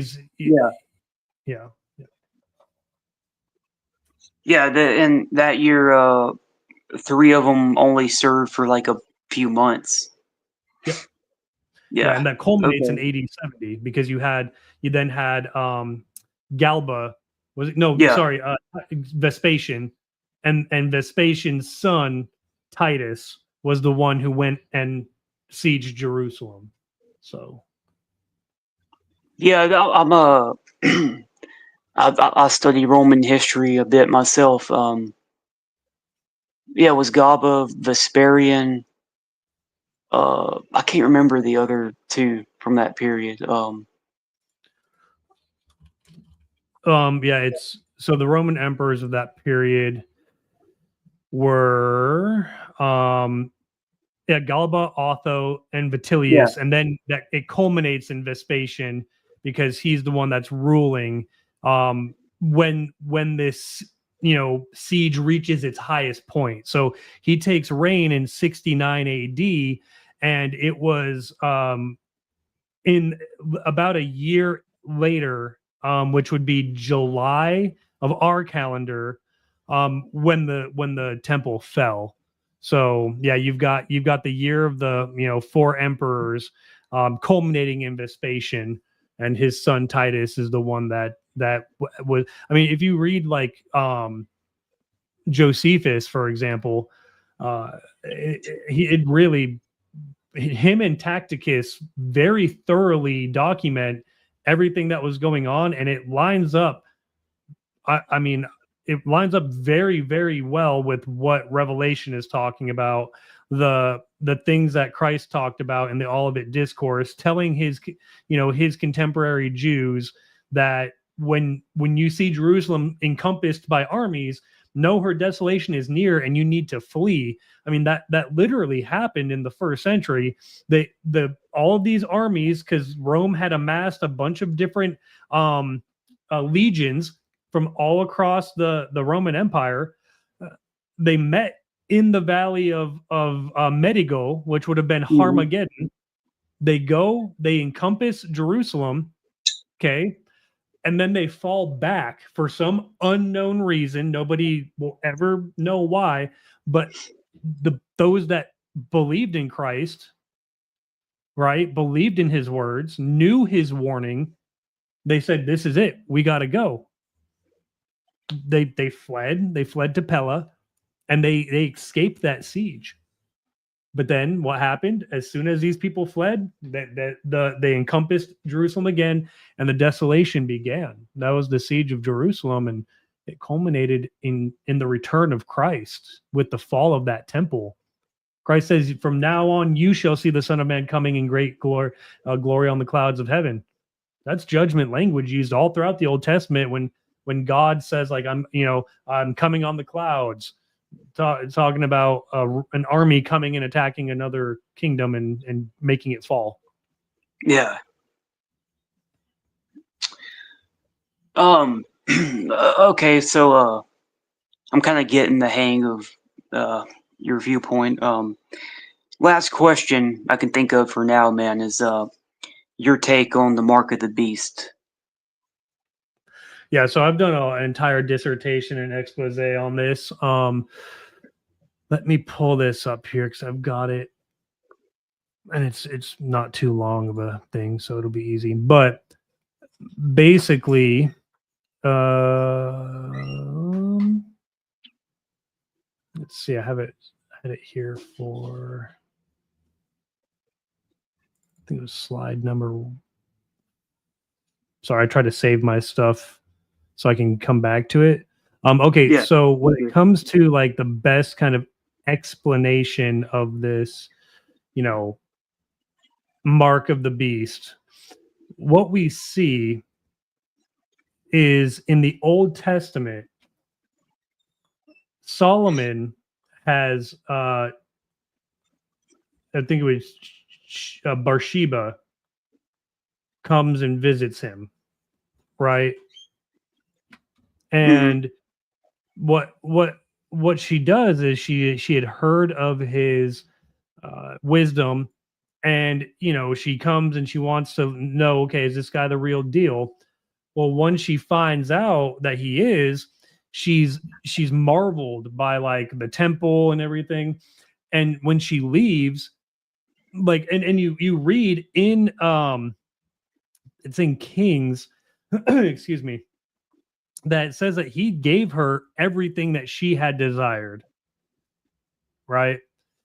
So when she leaves, she gives him a gift of 666 talents of gold. What happens after that? He gets wood from a different country, and he starts building he builds like a throne out of the wood, and he starts using the wood to build up parts of the temple. And it's all stuff that he wasn't supposed to do, right? He got caught up in the worldly things. Then he starts taking women that God told him, hey, do not take women from these, specific nations of people. He gets wives from there. And what happens is he begins to worship other gods because of it. And so we get our first idea of, okay, what does this 666 mean? It's a number that God has chose to use to talk about people that reject the spirituality of God and go for the things of the earth. And Ecclesiastes 3 also tells you it as well, because we can look here at verse 16 through 18. It says, and still I saw under the sun the place of the judgment. There was the wickedness, and the place of the righteousness. There was the wickedness. I spoke in my heart, the righteous and the wicked Elohim will put right or vindicate, right? For there is a time for every pleasure and over all that is made there. I spoke in my heart. It is on account of the matter of concern of the sons of Adam, that Elohim may clear them, and that they may see that they are animals, they for themselves. And that term for he may clear them, it's talking about refining through testing. So basically, Ecclesiastes 3 is telling you when God is testing these people, okay, when they're being put to test by these worldly things, and they fail that test, God is clearing them out because they're just like the animals. That's the mark of the beast. It's the same idea. Animals, beast. Okay. Wow. So that mark of the beast So basically that mark of the beast in Revelation is specifically for Jews that had rejected Messiah and they aligned with Rome because that was a pagan nation. But you see that happens in the gospel, actually. It says that the day that Jesus was crucified, the high priest and what's his name? The high priest and Pontius Pilate, they became friends on that day. That's what the Bible says. Wow, I forgot about that, actually. Yeah, Luke 23:12. It says that day Herod and Pilate became friends. Before this, they had been enemies. So now you've got this. Okay, well, Herod is the ruling body of these Jews, even though he's not the ruler of the temple. Still, the nation itself was under the rule of Herod, and then Pilate is a Roman pagan. Well, they got together. That's how you see the woman riding the beast in Revelation, the old covenant Israel. He was pairing up with Rome. They're all buddy, and then you see in that same chapter, in chapter 17, it says here at the bottom though that in verse 16, and the 10 horns which you perceived, and the hunting beast, these will hate the whore, and as one having been desolated, again Jerusalem was one that was made desolate, they will also make her bare, and they will eat her flesh, and they will burn her down with fire. That's literally talking when it says, "Oh, they will eat her flesh." It's talking about killing the people inside the city, and they burn her down with fire. That's literally what happened to Jerusalem. Yeah.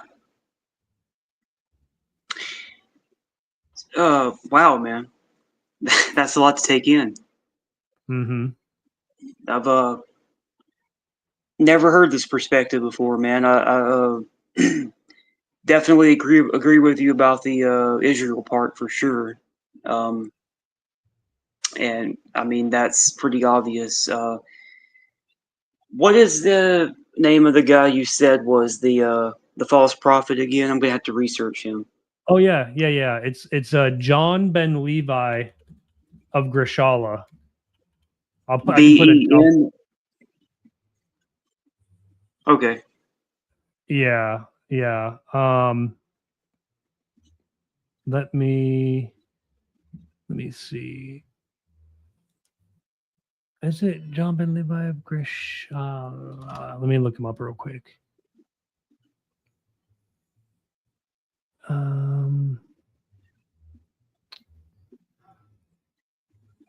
Yeah, John of Grishala.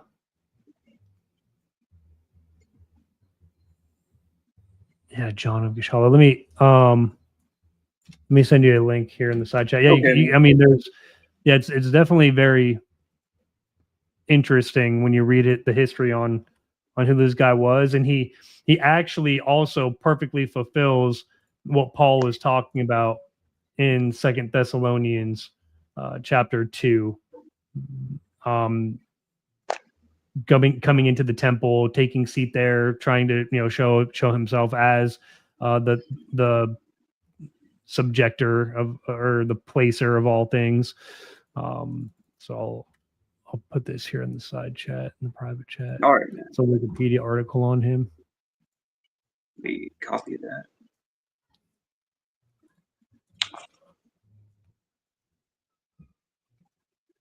Thank you, man. I'll be sure to research that. Yeah, absolutely. So Sacramento Truth Movement, I recently converted to Judaism. Damn, Jay, really? no. And then